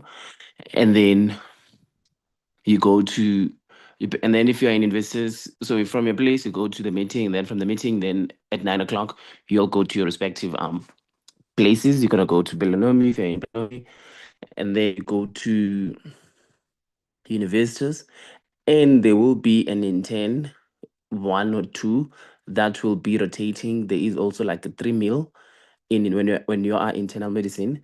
So 3 mil, the military hospital. When there will be like 2 or 3 in the group that will be allocated there during the rotation that will go there. Also 3 mil, it's like 5 to 10 minutes from Universitas. It's not so I'll be referencing from Universitas because the DQ is in Universitas Hospital. So and then it's that short drive when you're going to the military hospital. And then so you're in internal medicine, Pelonomi, you're gonna be splitted into the being interns that are in Pelonomi. The interns, everyone will have to rotate in Pelonomi because Pelonomi is general medicine, and you are splitted into firms, and each firm has got consultants, and you have clinic days, and it's very busy. It's very, very busy in Pelonomi because it's mainly the only tertiary center that in the Free State. So it's very busy. It's very busy in Pelonomi, like in terms in the Colesville. Yeah, it's hell.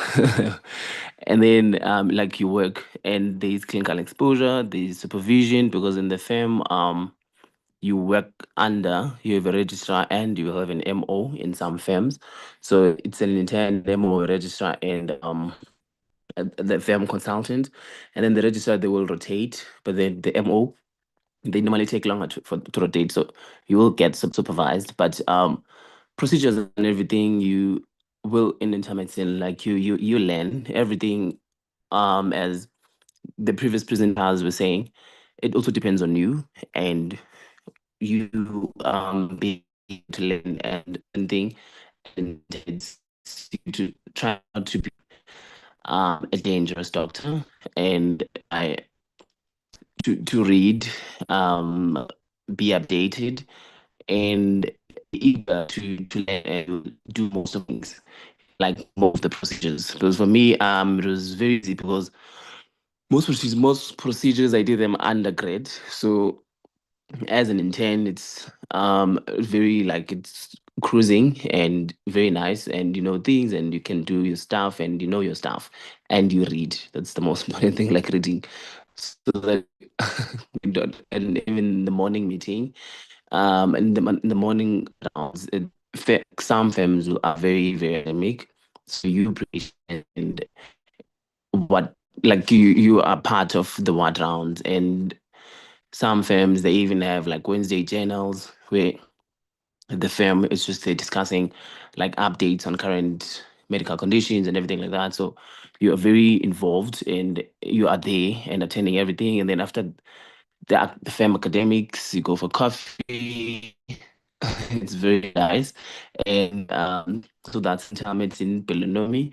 And then the cold setting in internal medicine are very busy, because when you're on call, you cover. So there's medical referrals where all the patients that are referred from the base hospitals, like district hospitals, regional hospitals, they go to Pelonomi medical referrals if they're for medical emergencies or anything like that. And then so it's gonna be you and the registrar that are covering that. And then normally all the complaints from the wards, like your male wards and the female wards, are going to be attended by you as the intern. And to go with what Dr. Ndlovu was saying, it goes a long way. You being take down the ego, that thing of, okay, I'm a doctor and all that, and be friendly with the nurses. And if you are friendly and like a good person and a good person to be around with, to work with, you don't carry that thing that you are, because those people, they've been there for years and they help a lot. They will make your call easy if they know, okay, it's Dr. Mano's on call. I've never been called. They wouldn't call me for a drip. They will put a drip because nurses can put a drip.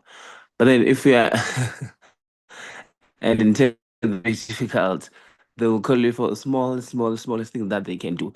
And that will make your call miserable, because now you're going up and down the wards, you're in medical referrals, you're carrying out your orders, you're seeing patients, you are very, because you see a patient and then discuss with the registrar, and that goes a long way.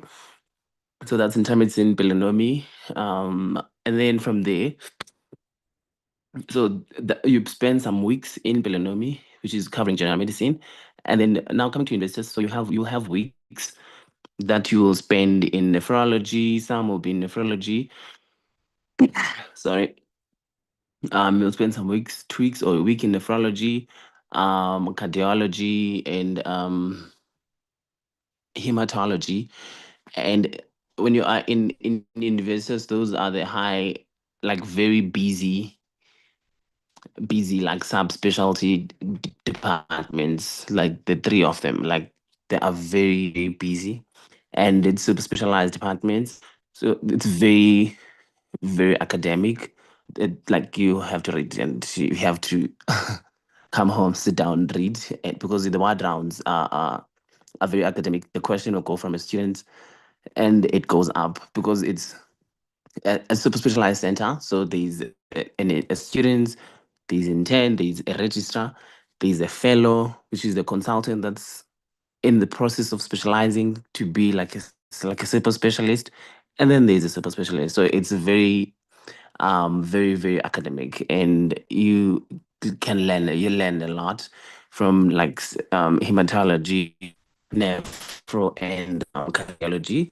But then the calls in universities are not as hectic as in Pelonomi, because in universities, no patient just walks in. You can't just rock in. And so you start at Pelonomi, and then if you need a specific department, then you get referred to Universitas. But Universitas is just busy during the day because the patients are very sick. They are very sick. Like hematology, you will leave hospital at 6. You will leave very late. And nephrology, you will leave late. Cardiology, there's high patient turnover. So cath lab is very busy. They are very busy, and you're also like supposed, like, you pull up your socks. And that's why it's very important also to work as a team, because if you're not the person who will leave after, when it's your lucky day to leave early, you just leave, and you ask your colleagues to if there's anyone who needs help, and then you can go help. And then calls, you roughly do 4 to 5 calls a month, and also there will be weekend calls included. And then another thing that's a culture in Bloemfontein, patients are seen, you see patients every day. Patients are supposed to be seen every day. Weekend rounds, it's a thing. It's even if you're not, if your fam is not on call, you will speak with your registrar, and either one of you, the intern, is doing the round this weekend. Even if you're not on call, you will go for weekend rounds. So patients, you see patients every day. But the people who are on call, they don't, because it's a very big hospital. So the people on call, they are there for the call and for their fam.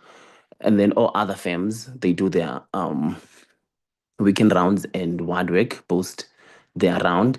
So we are not part of their fam things unless the patient gets sick after they're done with the round, or afternoon, when probably after 1 or 2, when they'll be done with their weekend round, morning round, and then they will call the person on call. But then to see the patients, you will go to hospital even if you're not on call to go to a weekend round in Pelonomi. That's internal medicine. And then so those are first year rotations that's normally include, so you do it in first year. And then also, so in terms of you do it in those 3 places, you will be in Pelonomi most of the time to spend more. You spend more in general medicine, and then you will have like a week or 2 in the highly specialized disciplines in Universitas. And then one of you, because they do offer that thing for you to choose who wants to go to 3 mil, then 3 mil is very chilled because it's like a mini, it's a military but hospital, but like it's mini private. So the nurses there, they do everything, and then they just call you when everything is done, and then it's sorted, and then you just go there when they actually need you, like when you're on call. Even during day to day, it's just like not hectic as Pelonomi and Universitas. And then also they offer intermedicine the Friday morning meeting, which is it's academic, and everyone is supposed to be there. It's also in Universitas. So the Friday meeting is where the registrar of the week will be presenting the ECG of the week from cardiology, departmental presentations, topics, or like such like academics are on Fridays in intermedicine. So they're very, very academic. And then on Wednesdays, you have your topic discussions with consultants. Every Wednesday you have your topic discussions, and so it's also very nice when in intermedicine they do offer you can register for your BLS, your ACLS courses and everything like that. You can be able, because they do them, and you get like chance to go do it here in Universitas. And then I think that's internal medicine. And then with surgery, surgery is also splitted into Universitas and Pelonomi. So same thing as intermedicine. So this like general surgery will be in Pelonomi. Then Universitas only has like your subspecialties, which there will be like a vascular surgery will be in Universitas, HPB, what's the other endocrine, breast and like breast and endocrine surgery, which is like a breast and thyroid. And then you have your upper GIT and lower GIT. And then, so all the subspace of surgery will be in Universitas, and you will spend some time in surgery, Pelonomi, and vascular Universitas and HPB, and so you'll spend the time also in all the disciplines in Universitas. You will cover them when you're in Universitas. And when you're in Universitas, normally, if you're in vascular, you're the only intern. You related to be alone, and so do you and the fellow and like this like internal, and Yeah, vascular is busy. Surgery will it's hell. Okay. And due to their long working hours, so there will be days where the ward round was gonna start at 6:30, so everyone has to be there. On their days, the consultants have to go to theatre, so the round starts early, and the round is academic at 6:30. Supposed to be smiling there, and your results for all the patients, everything are already in the file, and so that the round can go smoothly and quickly. Same as internal medicine, for the round to go smoothly and quickly, and they have to make sure that you get there before the round is done and trace your results. And if you're the firm intern, and make sure everything is up to date, and that also makes the round quickly, like to move quickly. And then surgery, you will have your academics. They will have like topic discussions with interns, and you have nice post call in both surgery and medicine. Post call is post call for the intern, and it's at 10, and then you spend time in general medicine in Pelonomi, and then when you're in Pelonomi, say like, you'll be located in a firm, and then but it's normally like 2 interns firm, and it's a very friendly rotation, and it's not that hectic. And in Pelonomi, the day when you as a team, like the people, if the person in other firms were done in their firms, and then they come and assist, like, well, assist, you can be done before 4 and leave, same as in all other, like so working a team is like it helps to balance thing. And so also when you are in surgery, so Free State Pelonomi is the trauma center for the Free State province. And also, if you check on the map, Free State is like Bloemfontein is central in South Africa. Is literally at the center. So most of the ends, like the national roads, they pass in Bloemfontein. So you can imagine the trauma center. It's yeah, it's busy. So you also spend 2 weeks in trauma. So trauma is separate from casualty. So trauma is like you'll spend a week in trauma Pelonomi, because it's where everything like it goes down. Yeah, it can go down. So all those car accidents, like if there's a bus, and like so in trauma you have to your adrenaline rush helps, because when it's messy in trauma, there's no one who's gonna like, okay, there's intent is what you take your patient, you sort your patient out, and you take your group of nurses, you sort your patient out. The everyone, MO, Reg, consultant, sort your patient, stabilize and everything, and order everything, like you manage your patient from A to like from start to finish. And then when everyone is stable, calm, and then now, okay, go over the patients. Okay, this is what I did here, and this is what is pending. This is what has not been done. So it's you get to exposure to everything in trauma, like literally everything, and you get to do everything when you are a person who wants to learn and very eager and participating and not being lazy. Because when you are lazy, you won't get to do things. You won't get to yeah. And but you have to, because when it's busy, there's no one who's gonna tell you, okay, go do that. Like you have to also be on your toes, because it's emergency. It's an emergency department. It's like very, it can be quiet, but then in a second it will turn south. So that's your setup for surgery. So it's split between Pelonomi General Medicine, trauma, which is in Pelonomi, and then some specialist departments in Universitas. And then so the 2 departments which I'll mention, the ones that you don't go to Universitas, so you're only in Pelonomi, maternity, obs and gynae. So obs and gynae, you will not rotate in universities.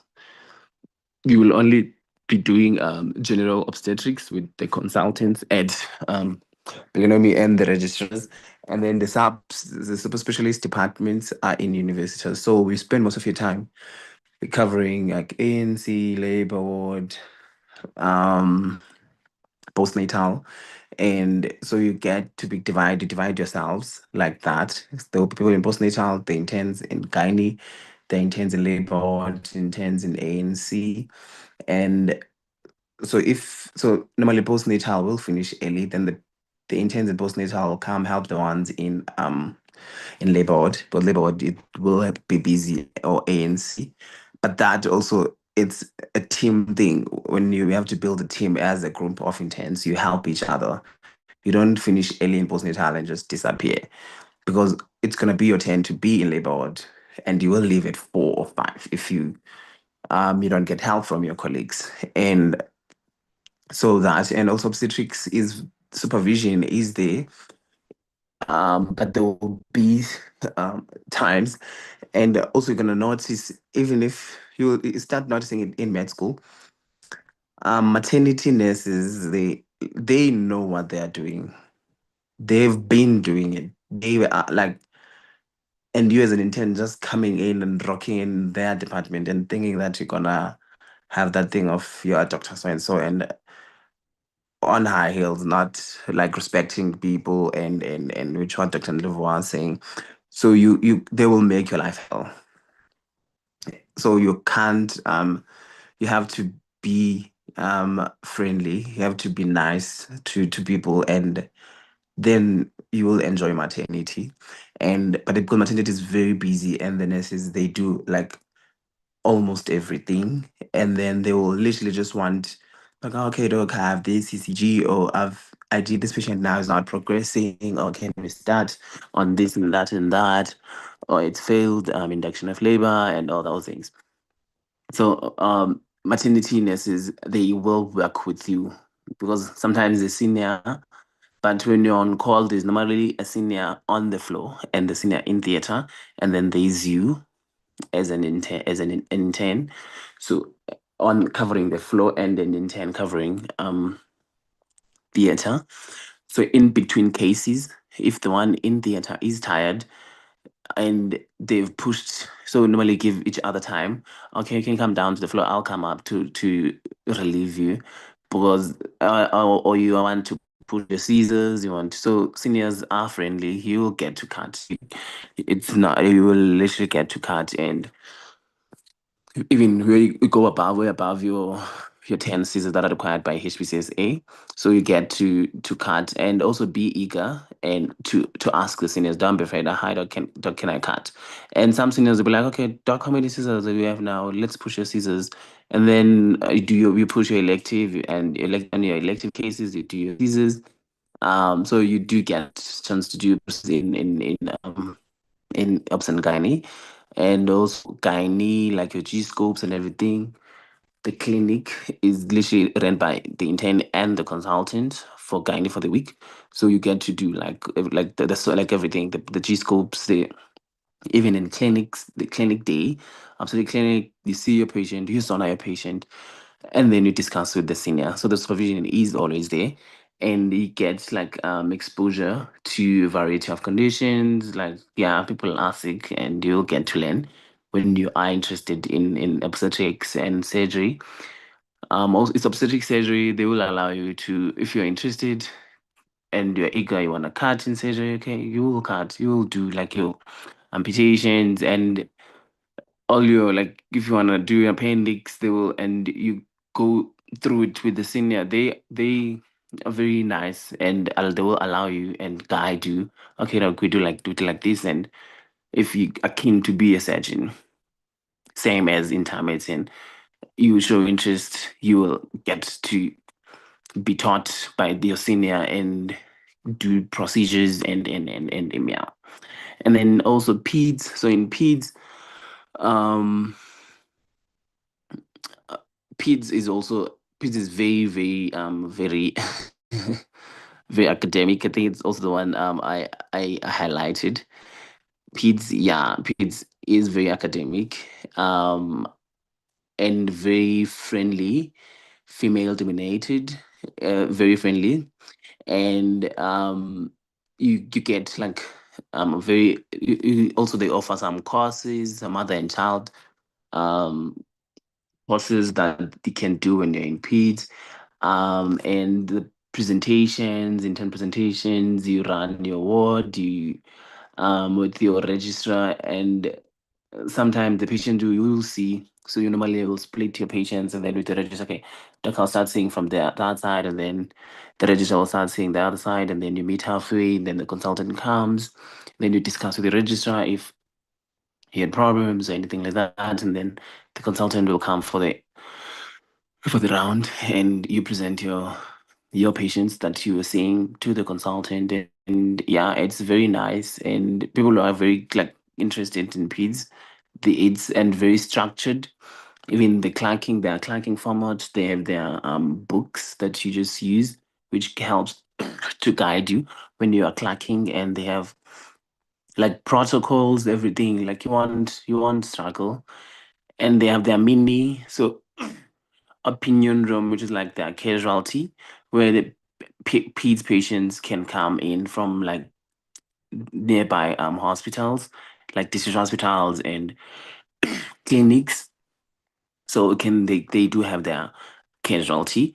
So when you're in peds, so you'll cover the wards and the opinion room for peds, which is like opinion room slash like I'll say casualty, because that's where emergencies come in, and then you cover the wards, and then the register that you're on call with can be in ICU, because the register will cover ICU.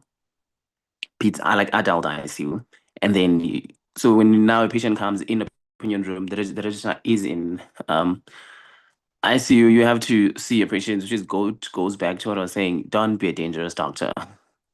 It's like know your stuff, be competent, study, and when you get into rotation, try to familiarize yourself. Go back to your notes. Go back to the guideline. Go back to and don't like be embarrassed when you don't remember like some things. This is medicine. It changes. It like a lot of things, the updates, articles, research, and so also when you are keen to research, they are there to support. If you want to be involved in research and everything like that, they are there. They will offer you guidance and everything. Like now, me, I'm doing research with DCT, but I'm doing it here, so I get help here. I get access to information from the clinics, my patients, like your data data collection and everything. So I get help. You get help with research and get guidance and everything. To also then, so you'll have your fair share in, so because of it, like with what the first presenter was saying. So first year is like 3 months in a rotation. So when you're in peds, you'll have spend more time also in general peds. And then from peds, you don't go to Universitas, so you get subspecialist departments, like in internal medicine, like in nephrology, everything is in Universitas. But for internship, you don't go to Universitas. You are just in Pelonomi. And then, but also Pelonomi will have firms, because some consultants are like super specialist consultants in Pelonomi. So they will have okay, some firms are what's this thing, neurology, cardiology, then general medicine in some firms, and then some like few have specialized firms within like peds, and then you go to you spend your time also in neonates. So there's neonates and neonatal high care. So in neonates, you don't even have a register above you. So in neonates, they split the cubicles. So the low care, like there's high care, critical, and all that. Then the low care ones are for interns. So you will have your like 3 cubicles, which in each cubicle can have like 4 babies. neonates. So you'll have like your cubicles and you round directly with your consultant. So you see your patients, you do everything for your patients. But the registrars are also here. You do ask them, they're around when you are stuck, when you don't, when you want, but that helps you to, because most of the things they need to get its independency, like being independent and knowing your story, getting comfortable with being on your own, so that when you are in ComServe, you are not dangerous. You are not, yeah, you're not a dangerous doctor, and you don't practice bush medicine. You get, and you get the culture of studying, and you get the culture of, okay, I have to, oh, there's an article that was published on the group, we read, get, so it's very, very nice in terms of academics. And what else about peds and all the calls? Okay, you will get to go to theater, and for, but the registrar is there with what Dr. Ndlovu was saying. So when you go there, and then there's a neonate phone call. So they will call when they want peds to come, and they will discuss the patient in detail. And you can see, so normally the patients that are high risk, the registrar will be there, like your premature babies, low birth weight, and all that. The baby, the range will be there. But then when it's just mild cases, not critical, you will go alone. But if you need help while there, you can call your registrar, because neonates is just a floor below theater. So it just it's, the registrar is just here. That's peds. So that's like in your first year, internal medicine, surgery, obstetrics, peds. And then second year, so, oh, and then second year you will do like your psychiatry. Psychiatry is from different, you do it in psych complex, the Free State Psychiatric Complex, which is away from Pelonomi now, and like 5 to 10 minutes away from Universitas.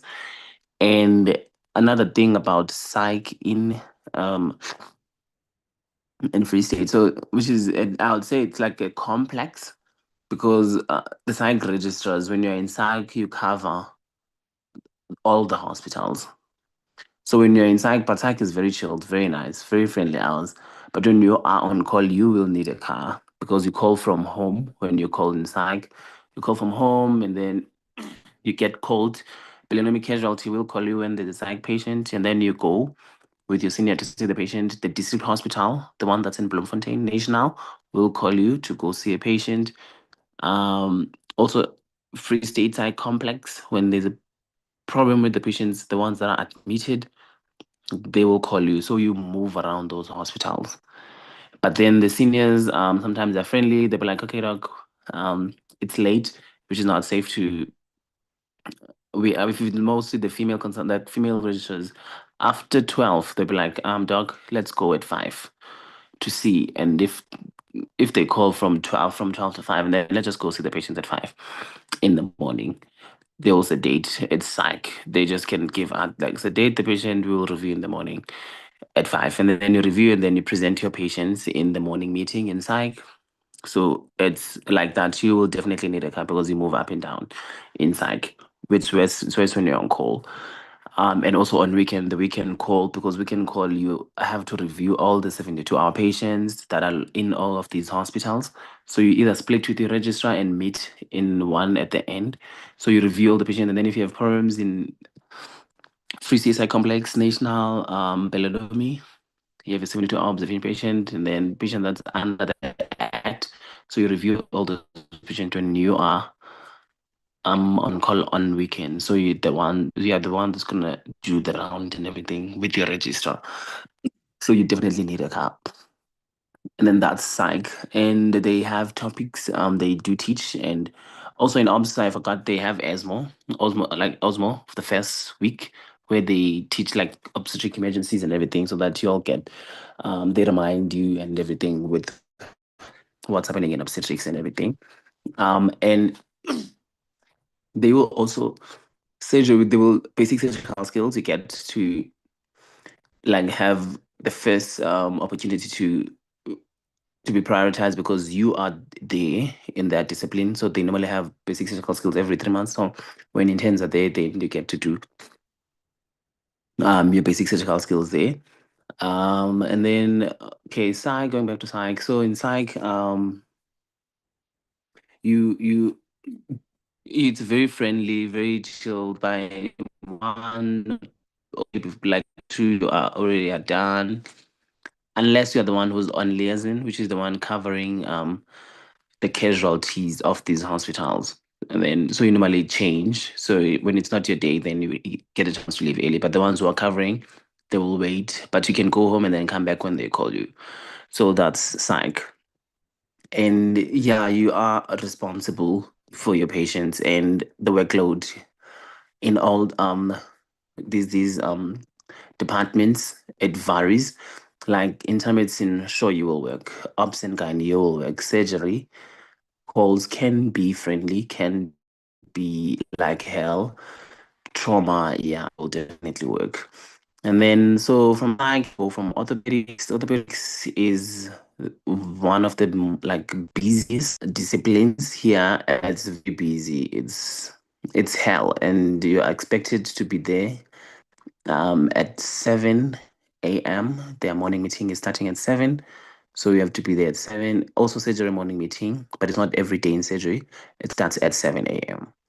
So you're supposed to be there at 7 in ortho, and it's very busy. But their morning meeting, they project and present all the patients from the call, the intern and the registrar. So you normally have make sure it's very although it's very busy, very messy. The senior will be in theater the whole night, come at 4, so you are on your own. But in between cases, you will discuss with the senior, and then the senior will come, and they are very eager to teach you. It's just when you're interested in ortho, like you will reduce, you will do, like you will manage cases, you will do anything. And if you want to be in theater, you will go to theater. But most of the time you are on the floor, like we're managing those patients that are coming in, you're reducing, you're doing a post reduction X-ray, then you review them with your senior. And yeah, you get to be hands-on, and there's a lot of paperwork. And also another thing in the Free State, language barrier. So here they speak Sotho and Afrikaans. So it's Sotho and Afrikaans, and then English in that order, and just like that. So for me, I'm coming from Tata. I'm closer, but yeah, I've learned to speak Sotho here. I'm pretty good now, yeah. So you will have to adapt to language, like when you are coming from KZN or from other provinces that are non-Sotho speaking or non-African speaking, then you will adapt because there'll be patients that can only speak that language, like Sotho or Afrikaans. That happens here, a lot here.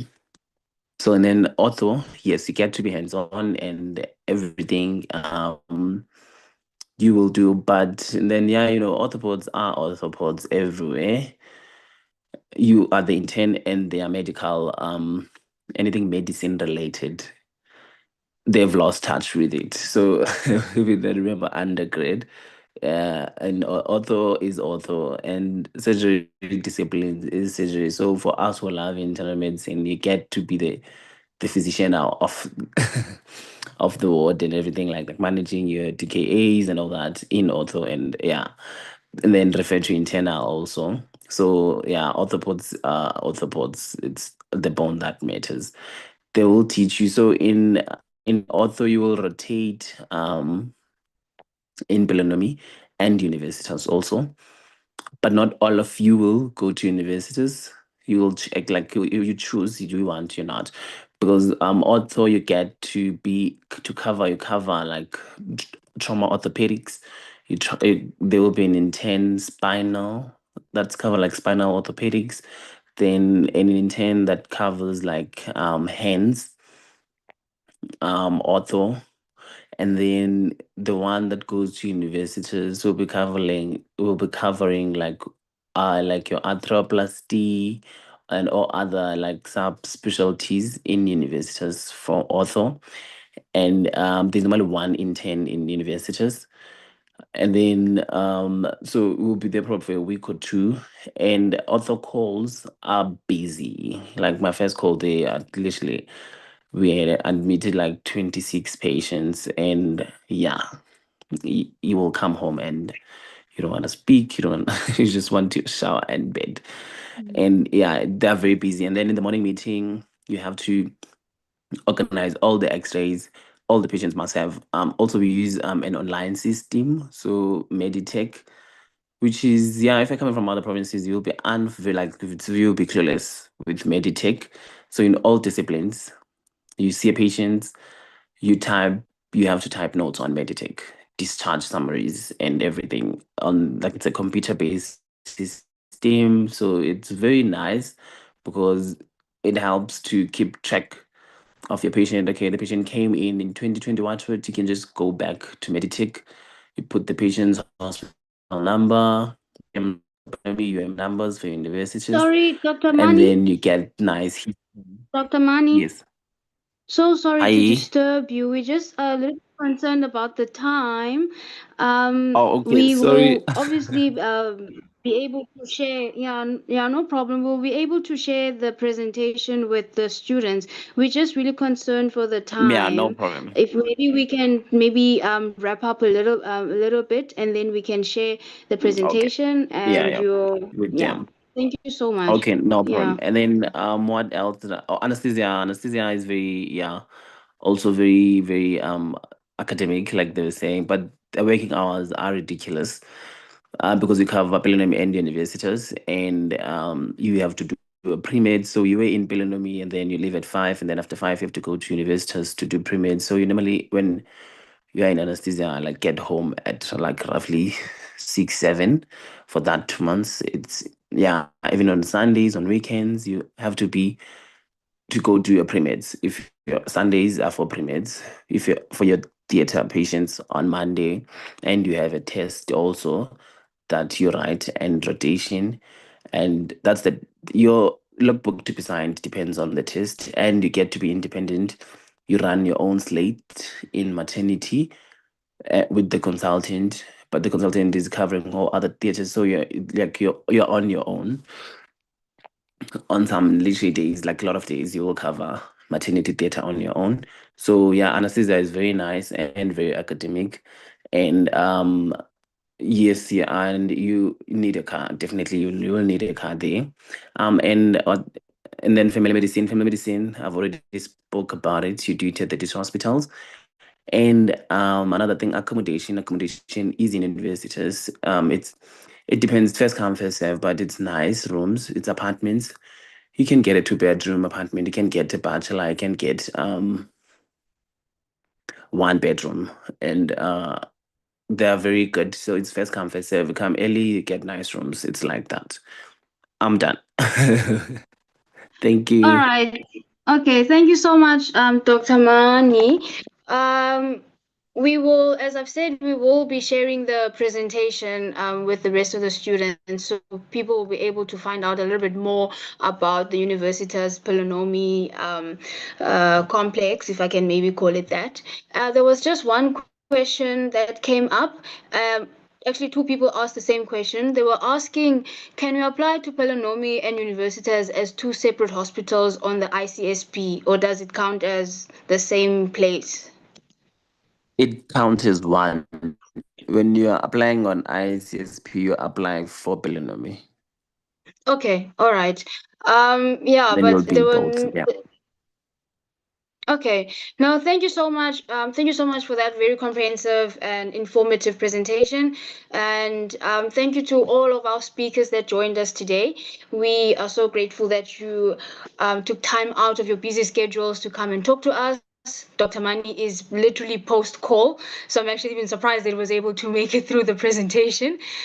But thank you to everyone, and this was part 2 of the battles of the tertiary hospitals. Please do join us for more webinars that we'll be having throughout the remaining time or the remaining part of the year. That's it. Thank you, everybody.